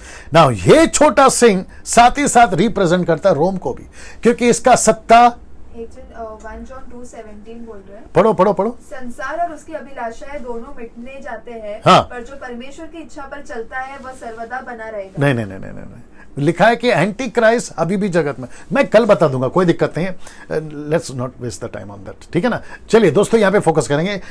ये जो छोटा हॉर्न है, ये रोम से सत्ता चलाएगा। अपना जो भी पॉलिटिकल लीडर बनकर या रिलीजियस लीडर बनकर जो फॉल्स प्रॉफिट है, ये यहां से अपना सत्ता चलाएगा। साथ ही साथ इसको बहुत सारे लोग इसको रोम को भी कनेक्ट करते हैं ना। वचन 11, उसने स्वर्ग की सेना के अध्यक्ष से भी अधिक स्वयं को सर्वोच्च घोषित कर दिया। फिर लिखा है कि जो नित्य अग्नि बलि स्वर्ग की सेना के अध्यक्ष को चढ़ाई जाती है, उसको बंद करा दिया गया। उसने उसका पवित्र निवास स्थान तोड़ फोड़ कर डाला। ये अध्यक्ष कौन है? ये सेना कौन है? परमेश्वर के लोग। ये अध्यक्ष कौन है? ऑफ कोर्स यीशु मसीह। तो इसने क्या करा, इसकी पहुंच वहां तक हो गई, और इसने जो परमेश्वर के लिए, इजराइल की बात हो रही है, याद रखो, जो कि आने वाले दिनों में होगा, उसको अर्पण जो करते थे, और ये एंटियोकस ने भी वही करा। मंदिर में जाकर उसने परमेश्वर के अन्न बलि को जो चढ़ाते थे, जिसको कहते हैं ब्रेड। यीशु मसीह कौन है? वचन है, द ब्रेड ऑफ लाइफ। यीशु मसीह जीवन की रोटी है। यहाँ यीशु पैदा हुआ, रोटी का घर उसको कहते हैं। बैथलेम का मतलब है हाउस ऑफ ब्रेड। इसको रोक दिया, उसने भी रोका, एंटी क्राइस्ट भी रोकेगा। अब इसमें बहुत सारा प्रचार मैं कर सकता हूं, लेकिन मुझे आपको आज बहुत कुछ बोलना है, इसलिए मैं वक्त का ख्याल रख रहा हूं। तो अध्यक्ष मतलब यीशु मसीह, और सेना, अध्यक्ष की सेना यानी आप और मैं, ये हम तक को रोकेगा, हम तक के विरोध में आएगा, सुसमाचार को रोकने की कोशिश करेगा, और आज भी कर रहा है। जैसे मैं वचन को ढूंढ रहा, कल बता दूंगा। आज भी ऐसे एंटी क्राइस्ट लोग हमको रोकने के लिए लगे हुए हैं। वचन 12 लिखा है कि और अपनी सेना को सौंप दिया। किसको सौंप दिया? अपनी सेना को सौंप दिया। ये सेना कौन है? ये वो सेना है, मैं बता देता हूं, वो सेना है जो मसीह तो हैं, एंटी क्राइस्ट के टाइम पे भी आएंगे, जो मसीह तो हैं, लेकिन ये सपोर्टर किसके होंगे? एंटी क्राइस्ट के होंगे। अब आप लोग समझ जाओ मेरा इशारा किधर है। जिसको मैं कहता हूं पेगन रिलीजन, रोम के। अब उसमें डिनोमिनेशन एक है, मैं द बुक ऑफ रेवलेशन के टाइम पे बता चुका हूं, और मुझे लगता है कि पहला चैप्टर का, उसमें दूसरा चैप्टर में मैं बता चुका हूं ये लोग कौन हैं। तो ऐसे मूर्ति पूजक क्रिश्चियंस, अब आपको इशारा मिल गया होगा, ऐसे पेगन रोम, होली सिटी, ये उसको सपोर्ट करेंगे। सेना को सौंप दिया। फिर कहते हैं पवित्र स्थान में नित्य अग्नि बलि के बदले अधर्ममय उपासना की जाने लगी। मतलब जो परमेश्वर को पसंद नहीं है, ऐसी आराधना होने लगी। सिंह ने सत्य को धूल में मिला दिया। सीधे सत्य को धूल में मिला दिया। इसलिए मैं वापस कहता हूं कि आखिरी के दिनों में आपको बहुत बचना है कि कौन सी टीचिंग सही है, कौन सी टीचिंग सही नहीं है, कौन है फॉल्स प्रॉफिट। यीशु मसीह ने मत्ती 7:15 में बहुत साफ कहा है कि झूठे भविष्यवक्ताओं से सावधान रहो। False prophet, only Jesus, Jehovah witness, माता यरूशलेम, इल्यूमिनाटीज, और न जाने सर्वशक्तिमान बिजली एक कोने से दूसरे चमकती है। बीच में मुझे किसी ने कॉल करके बोला, डैनियल भाई एक टीचिंग ऐसी चल रही है ऑनलाइन, बहुत संभल के रहना, कहते हैं कि यीशु मसीह फिर से पैदा होगा। वाह, कहां से पढ़ते हो, कहां से लाते हो ये लॉजिक? कहते यीशु मसीह फिर से पैदा होगा। यीशु मसीह, अच्छा, माता यरूशलेम वाले कहते यीशु मसीह के जगह पे एक औरत पैदा होने वाले, एक मां आई है, और कहीं तो कोरिया में कहीं तो वो मां आ चुकी है, तो मां को मानो। यार कहां से लाते हो ये कॉन्सेप्ट, कहां से लाते हो ये टीचिंग, समझ में नहीं आ रहा। बाप रे, आप सोचिए कितना बचना है आपको। लिखा है कि सिंह ने सत्य को धूल में मिला दिया। आज भी चल रहा है बहुत सारे चर्च में। मैंने बताया था ना, एक मुंबई का पास्टर है, नाम नहीं बताऊंगा, बोलता है मैं जब तुम्हारे घर पर पहुंचूं, मेरे पैर जब तुम्हारे घर पर पड़े, मेरे पैर को धो, पानी को बोतल में भर के रखो, और बीच बीच में आशीष के रूप में पीते रहना, तुमको ब्लेसिंग आएगी। कमाल है। और पंजाब में क्या चल रहा है ये तो आप जानते ही हैं। कोई तेल बेच रहा है, कोई पानी बेच रहा है, कोई अपनी फोटो बेच रहा है, कोई अपने, हद होती है यार। आप लोग कर क्या रहे हैं? इसको धूल में क्यों मिला रहे हो? परमेश्वर के सत्य को धूल में क्यों मिला रहे हो?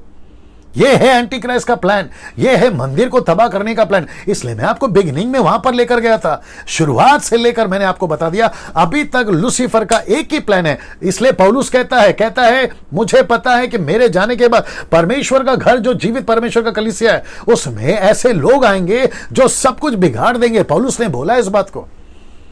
आप सोच के देखिए दोस्तों, कितना सतर्क रहना। इसलिए मैं वापस कहता हूं, लॉकडाउन में ये 3-4 महीने में, बड़े ध्यान से सुनना, कितने लोग देख रहे हैं बताते जाइए, ठीक है ना, कितने लोग, ओके, बड़े ध्यान से सुनिएगा।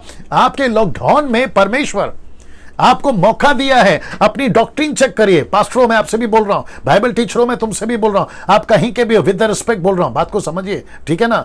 आपको भी कह रहा हूं, अपनी डॉक्ट्रिन चेक करिए, क्या प्रचार कर रहे हो, क्या सिखा रहे हो, और साथ ही साथ चर्च के मेंबर, आप कौन से चर्च में जाते हो, Catholic, Methodist, CNI, Marthoma, brethren, Lutheran, Pentecostal, main line, side line, आप जो भी जाते हैं, आप जो भी डिनोमिनेशन में जाते हैं, याद रखो डिनोमिनेशन 50 हो सकते हैं, बाइबल एक ही है, डिनोमिनेशन 50 हो सकते हैं, यीशु एक ही है। मैं यहां पे डिनोमिनेशन के हिसाब से बात नहीं कर रहा, मैं यहां यीशु के हिसाब से बात कर रहा हूं, क्योंकि यीशु की कलीसिया यूनिवर्सल है। बीच में एक मूर्ख टाइप का आदमी कहता है पास्टर डैनियल राज जो सिखाते हैं, उनके जैसे जो सिखाते हैं वो उन तक रखिए, और जब आप संडे को चर्च में आते हैं तो फिर आप उनको सब कुछ छोड़कर फिर हमारे पास आते हैं, क्योंकि मैं आपका पास्टर हूं और मैं जैसे सिखाता हूं वैसे करो। यार हद हो गई, तुमने क्या दुकान खोल के रखा है? मतलब ये दुकान का माल अलग है, मेरे दुकान का माल अलग है, उसके दुकान का माल मत खरीदो, मेरे दुकान का माल खरीदो, ये ऐसा चल रहा है क्या? वचन यीशु का है ना, एक ही है ना यीशु, सर्वव्यापी कलीसिया, यूनिवर्सल कलीसिया है, तो ये टुकड़े क्यों? मैं क्या सिखा रहा हूं और कहां से सिखा रहा हूं? आपकी बाइबल से ही सिखा रहा हूं, मेरी बाइबल से आप सिखा रहे हैं। फर्क क्या है? डॉक्ट्रिनल इशू है, मैं मानता हूं। डॉक्ट्रिनल इशू का मतलब है डॉक्ट्रिन, साउंड डॉक्ट्रिन का मतलब है पिता, पुत्र, पवित्र आत्मा। आप मानते हो, मैं भी मानता हूं, यहां तक ठीक है। आप ये मानते हो कि यीशु मसीह सारे दुनिया के लिए मरा, क्रूस पे गाड़ा गया, मारा गया, गाड़ा गया, और तीसरे दिन जी उठा और फिर बादलों पर उठा लिया गया, वापस आने वाला है। ये है साउंड डॉक्ट्रिन, मैं भी मानता हूं, तुम भी मानते हो। तो गड़बड़ क्या है?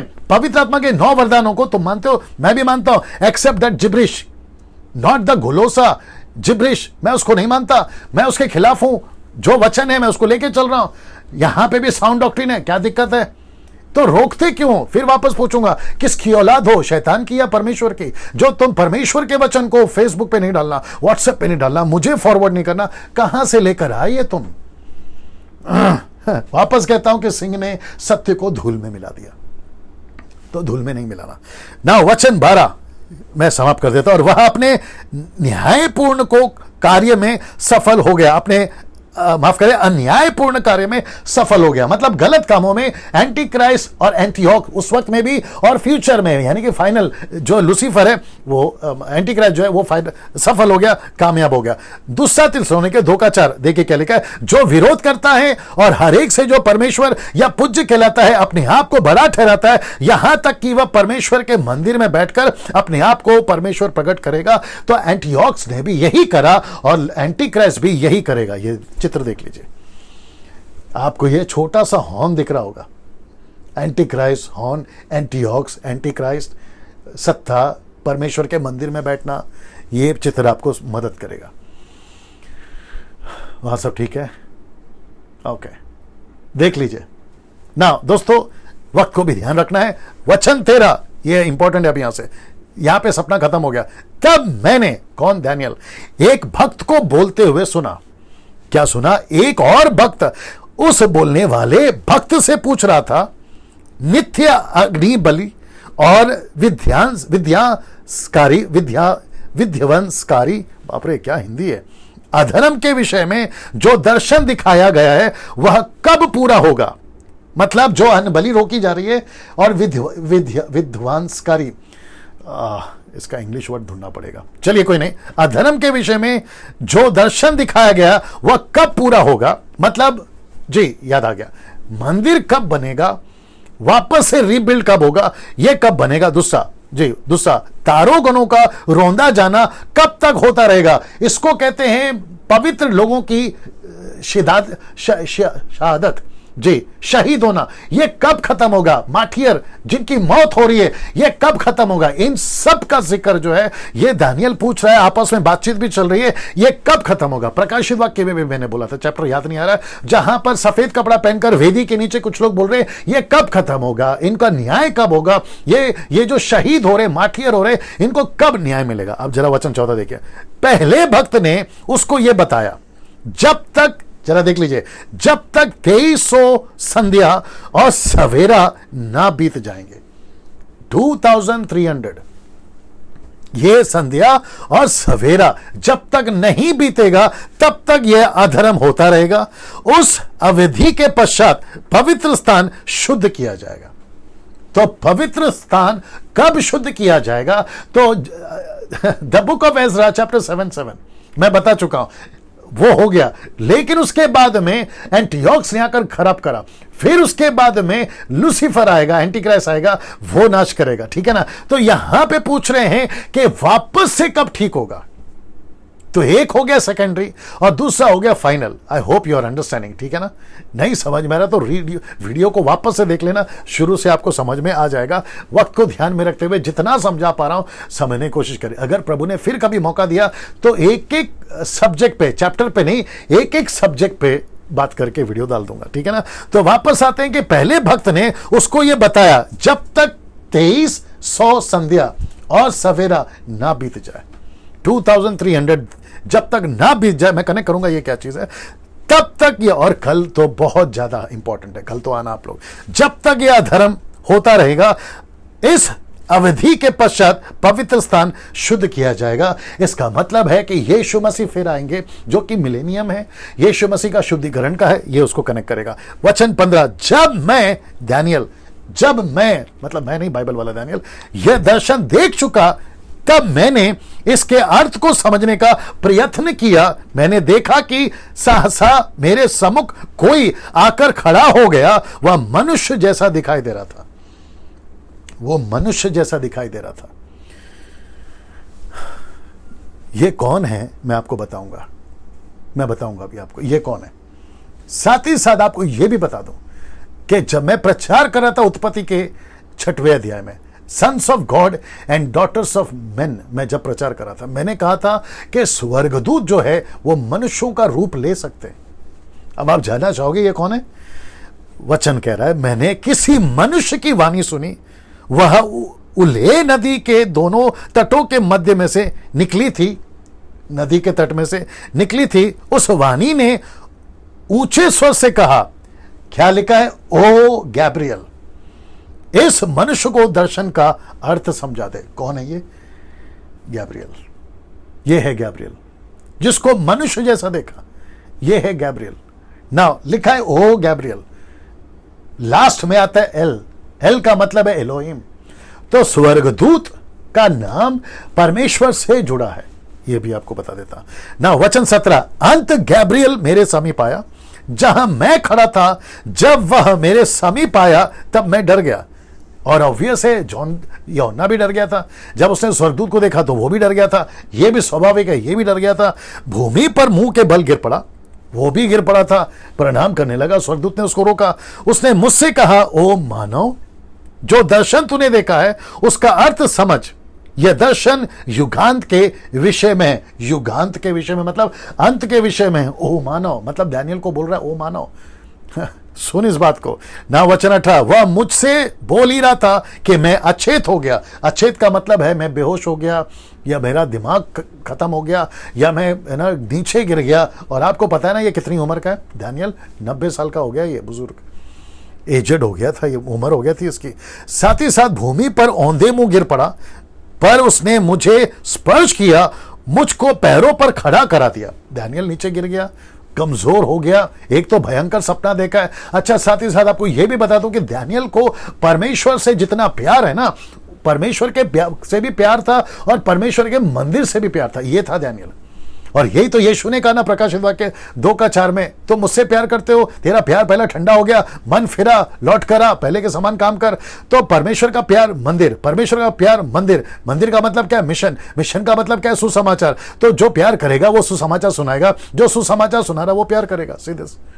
सो ये था डैनियल, औधे मुंह गिर पड़ा, उसने मुझसे स्पर्श किया, मुझको पैरों पर खड़ा कर दिया। अभी वचन 19, उसने कहा, सुन, इस कोप युग के अंतिम दिनों में जो घटनाएं घटेगी उनको मैं तुझ पर प्रकट कर रहा हूं, ये ठहराए हुए युगांत के संबंध में है। तो जो क्रोध, परमेश्वर का क्रोध, गुस्सा जो प्रकट होगा, ये उसके बारे में बता रहा है। कोप युग मतलब अंत का दिन, भयंकर दिन, जिसको दानियल भी माफ करें, यूहन्ना भी कहता है कि पृथ्वी के लोगों पर हाय हाय, भयंकर दिन आने वाले। मैं वापस कहता हूं यार, मुझे बोलने दीजिए। विश्वासियों, आपको तो संभलना है, आपको तो संभलना है, लेकिन कोशिश करो कि जो बाकी अन्य जाति लोग हैं ना, उनको भी ये सुसमाचार मिले। मकसद एक ही है कि उनको बचाएं, जैसे तैसे जितनों को बचा सकते हैं उनको हमको बचाना है। वहां से सब ठीक चल रहा है? चलो ना, लिखा है कि जो मेढ़े के 2 सिंह तूने देखे, वे मादी और फरासी है, साम्राज्य के 2 राज। मैं आपको ये बता चुका हूं, ये आपको मैं पहले ही बता चुका हूं। फिर कहता है, और यूनान देश का राजा बकरा, ही गोट, यानी कि बादशाह सिकंदर, मैं आपको वो बता चुका हूं। इस बकरे के दोनों आंखों के मध्य स्थित सिंह का अर्थ है यूनान का पहला राजा। इसका मतलब है, आपको पता होना चाहिए कि ग्रीस, जहां पर एंटीक्राइस्ट का भी कब्जा है, वहां से निकला है पहला राजा। ना इसको देख लीजिए, जो 4 सिंह इस सिंह के टूटने के पश्चात उसके स्थान पर निकले, उसका यह अर्थ है यूनान राष्ट्र में से 4 राज्यों का उद्गम होगा, पर वे उसके समान शक्तिशाली नहीं होंगे। किसके समान? एंटीक्राइस्ट के समान, माफ करें, सिकंदर के समान। वो पावरफुल नहीं होंगे। सिकंदर पावरफुल था, और जिसके चलते उनका जो है राज्य खत्म होता चला गया, इसी के चलते वो छोटा सिंह बाहर निकला। ना वचन 23, इन 4 राज्य के अंतिम दिनों में जब उनके पाप का घड़ा भर जाएगा, एक राजा उदित होगा, उसका चेहरा कठोर और स्वभाव कुटिल होगा। अब इसको देखो, वह 2 मुंही बात करेगा। इसको कहते हैं हिपोक्रेट्स, 2 मुंही बात करेगा। इसका मतलब है, बात हो रही है एंटियोक की, जो कि प्राइमरी, माफ करें, सेकेंडरी था, और अब इसकी बात कर रहा हूं एंटीक्राइस्ट की, जो कि फाइनल है, मतलब अंत के दिनों में। तो 2 कॉन्सेप्ट है, मैं बता चुका हूं आपको। सो ये ऐसा होगा, लूसीफर, शैतान, संसार, एंटीक्राइस्ट, ये सब 2 ढोंगी लोग हैं, मतलब 2 मुंह वाले ढोंगी लोग हैं, हिपोक्रेट्स हैं। इनकी बातों पर विश्वास नहीं कर सकते, और यीशु मसीह ने भी डांटा है शास्त्री फरीसियों को, आपको याद होगा। वचन 24, वह शक्तिशाली होगा। देखो कौन? एंटीक्राइस्ट। वो शक्तिशाली होगा, हर जगह विनाश का भयंकर ढेरा लगा देगा, जो भी कार्य वह हाथ में लेगा उसमें वह सफल होगा। वह शक्तिशाली नेताओं और भक्तों के जन समुदायों का नष्ट कर देगा। मैंने कहा था ना, पॉलिटिकल लीडर होगा, याद आ गया आपको? रेवलेशन की किताब में कहा था ना, एंटीक्राइस्ट जो है वो मनुष्य में से ही होगा, लेकिन वो क्या होगा? पॉलिटिकल लीडर होगा। इसका मतलब है 1 गवर्नमेंट एंड 1 रिलीजन को स्थापित कर देगा ये। और लिखा है कि जो भी कार्य वो हाथ में लेगा उसमें वो सफल होगा। वो शक्तिशाली नेताओं और भक्तों के जन समूह को नष्ट कर देगा। मतलब रिलीजियस लीडर को भी और पॉलिटिकल लीडर को भी ये हेड होगा, नष्ट कर देगा, मतलब उनको मार नहीं देगा, उनको अपने कब्जे में ले लेगा और ये राज करेगा। See the connection. अच्छा, और एक चीज बताता हूं, अभी मैं समाप्ति पर भी हूं, और एक चीज बताता हूं। मुझे किसी ने कहा कि सबसे पहले दानियल की पुस्तक की स्टडी करने के बाद ही रेवलेशन की किताब समझ में आएगी। मैं नहीं मानता, मैं नहीं मानता, क्योंकि जब मैं रेवलेशन स्टडी आपको दे चुका हूं, मैं खुद ले चुका हूं, तब जाकर मैं दानियल की पुस्तक को कनेक्ट कर पा रहा हूं। यह बात आप लोग 3 दिन 4 दिन से जब से मैं दे रहा हूं, आप लोग भी देख रहे होंगे, 8 दिन से, माफ करें। कोई दिक्कत नहीं है। दानियल को पहला सिखाओ या रेवलेशन को पहला सिखाओ, रेवलेशन को पहला सिखाओ या दानियल को पहला सिखाओ, बात एक ही है। तो ये कॉन्सेप्ट में नहीं आना ना। इसको देख लीजिए, वचन 25, वह अपनी धूर्तता में अपने हर एक कपटपूर्ण कार्य में सफल होगा। अपनी सफलता से वह मन ही मन फूल कर कुप्पा हो जाएगा। अब ये कुप्पा का क्या मतलब है, नहीं मालूम, कहां से लाए बाबा ये ट्रांसलेशन तुम लोग। ओके, हमारी जो टीम है वो काम करिए कई ट्रांसलेशंस में से, जो गूगल्स में से हमें मिलता है, जो ट्रांसलेशंस है उसको कॉपी पेस्ट कल से नहीं होगा, ऐसा मैं मानता हूं। वह बिना चेतावनी दिए ही अनेक लोगों का वध कर देगा, यहां तक कि वह शासकों के शासक, मैं इसको इंग्लिश में बताऊंगा, शासकों के शासक, ये कौन है मैं बताऊंगा, का विरोध करेगा, किंतु वह अंत में बिना किसी व्यक्ति के हाथ लगाए ही टूट जाएगा। मैं आपको यह भी बताऊंगा। आइए पहला इंग्लिश में देख लेते हैं। डैनियल चैप्टर 8 वर्स 25, कौन है ये? इंग्लिश में लिखा है, and through his policy also he shall cause craft to process prosper in his hand, and he shall magnify himself in his heart, and by peace shall destroy many. He shall also stand up against the prince of princes. Princes, मतलब राजाओं का राजा। ये कौन है राजाओं का राजा? But he shall be broken without hand. ये राजाओं का राजा हमारा यीशु है।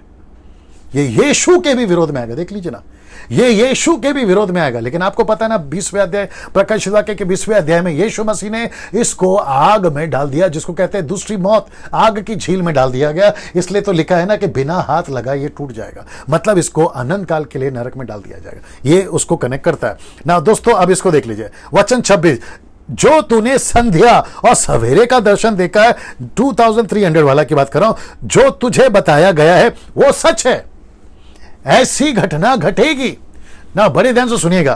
क्या बाइबल कहती है कि सिकंदर आया था? आया था। क्या बाइबल कहती है बेबीलोन आया था? आया था। क्या बाइबल कहती है कि मीडो पर्शियन आए थे? आए थे। क्या बाइबल कहती है कि एंटीक्राइस्ट रोम आया था, एंटीओक्स आया था? आया था। बाइबल यह भी कहती है कि ऐसा दिन आएगा, ऐसा युग आएगा, वो टाइम सब पूरा होगा। अब मुझे बताइए, जितने क्राइस्ट फॉलोवर है, कितने लोग देख रहे हैं, जितने भी क्राइस्ट फॉलोवर है, आप सभी को कहना चाहूंगा, आप लोग जो अभी सुन रहे हैं, 1500 लोग आप सुन रहे हैं, आप बताइए क्या बाइबल गलत है? क्या बाइबल गलत है? क्या बाइबल करप्ट हो गई? अब आप बताइए। सो कहां से लेकर आए ये लोग? अभी क्या है ना, इनके पेड़ का फल खट्टा है, इसलिए सबके पेड़ के फल को खट्टा बोल रहे हैं। ये चक्कर है इनका, आऊंगा उसके ऊपर फिर कभी ना। लिखा है कि संध्या और सवेरे का दर्शन देखा है, जो तुझे बताया गया वह सत्य है, किंतु तू उसे मोहर बंद कर सुरक्षित रखना, मतलब उसको बंद कर देना। फिर कहता है किसी को मत बताना, क्योंकि वह आज से अनेक दिनों बाद घटित होगा। तो इसका मतलब है दानियेल को कहा नहीं बताना, इसको रख देना। कौन सा बात हो रही है? संध्या और सवेरा। कितने संध्या? 223। कितने सवेरे? 223 ना। दोस्तों बाइबल में अगर दिन कहा गया है तो उसको कैसे कहा गया है? The book of Ezekiel chapter 4:6, मैंने उसके लिए भी और तेरे लिए भी 1 वर्ष की संति, 1 दिन अर्थात 40 दिन ठहरा। आपको पता होना चाहिए कि 1 वर्ष की संति का मतलब है, वर्ष का मतलब है 1 दिन, और 1 दिन का वर्ष का मतलब है वर्ष, 40 वर्ष। मैं दूसरा आपको बताता हूं, गिनती की पुस्तक आपको याद होगा, 12 जासूस भेजे थे मूसा ने। ये जब लौट कर आए तो वहां पर 2 ग्रुप बन गया, एक 2 का और एक 10 का। वो आपस में झगड़ा करने लगे और कहने लगे कि हम इजिप्ट में होते वही भला है, अभी हमको कनान में जहां दानव रहते हैं, दानों का मैंने जिक्र करा था, उनके बीच में हमको भेज रहे हो। तब ये बात आई कि जितने दिन तुम उस देश का भेद लेते रहे, अर्थात 40 दिन उनकी गिनती के अनुसार 40 दिन तुमने बिताया। अब दिन पीछे उस वर्ष के, मतलब 1 दिन को 1 साल में बदल दिया। कहता है दिन पीछे वर्ष, अर्थात 40 वर्ष तक तुम अपने अधर्म का दंड भोगोगे। 40 दिन को कितने में बदल दिया? 40 साल। तो वैसे ही जब मैं कल कनेक्ट करूंगा तो 2300 डेज को मुझे कनेक्ट करना होगा 2300 ईयर्स में। सो जहां दिन थे 200, 2300, अब वो बदल जाएगा 2300 वर्ष में। सो दिन कहां और वर्ष कहां, और मैं उसको कल बारीकी से कनेक्ट करूंगा। मैं सबको रिक्वेस्ट करता हूं कि प्लीज कल का मिस नहीं करना। खैर आप लोग तो नहीं करते। फिर वचन 27 देखो एंड कैसे हो रहा है। मैं दानियल ये दर्शन पाकर इतना कमजोर हो गया कि कुछ दिनों तक बीमार पड़ा रहा। कुछ दिनों तक बीमार पड़ा रहा। जब मैं स्वस्थ हुआ तब शहर से उठा, मतलब अपने कमरे से उठा, और राजकाल में व्यस्त हो गया, मतलब वो राजा का नौकर था, काम करता था, उसमें व्यस्त हो गया। किंतु मैं दर्शन के कारण स्तब्ध था, क्योंकि मैं उसको समझ नहीं पाया। कौन? दानियल। लेकिन वचन, क्षमा करें, अध्याय 9 में, चैप्टर 9 में यह व्यक्ति समझ जाएगा। तो इसका मतलब है कि चैप्टर 8 और चैप्टर 9 ये साथ में चल रहे हैं।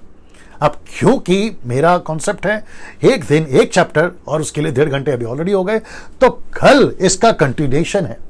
तो चैप्टर 9 यहीं से शुरू होगा, यहां से शुरू होगा। ठीक है ना। दोस्तों वापस से आपको याद दिला दूं, मसीह मंथन बैठक को ज्वाइन करिए, व्हाट्सएप ग्रुप चलता है उसको ज्वाइन करिए, मेरे चैनल को सब्सक्राइब करिए। मैं पैसे नहीं कमाता, आपको पैसे नहीं लगेंगे सब्सक्राइब करने में। आइकन बेल दबाना नहीं भूलना। और कल ठीक 8 बजे पास्टर डैनियल राज आप सभी के बीच में चैप्टर 9 डे 9 चैप्टर 9 लेकर आएगा। तब तक अपना ख्याल रखिए, खूब शेयर करिए इस वीडियो को, जितना कर सकते उतना शेयर करिए। परमेश्वर आप सभी को आशीष दे। कल मुलाकात होगी ठीक रात को 8 बजे। जय मसीह।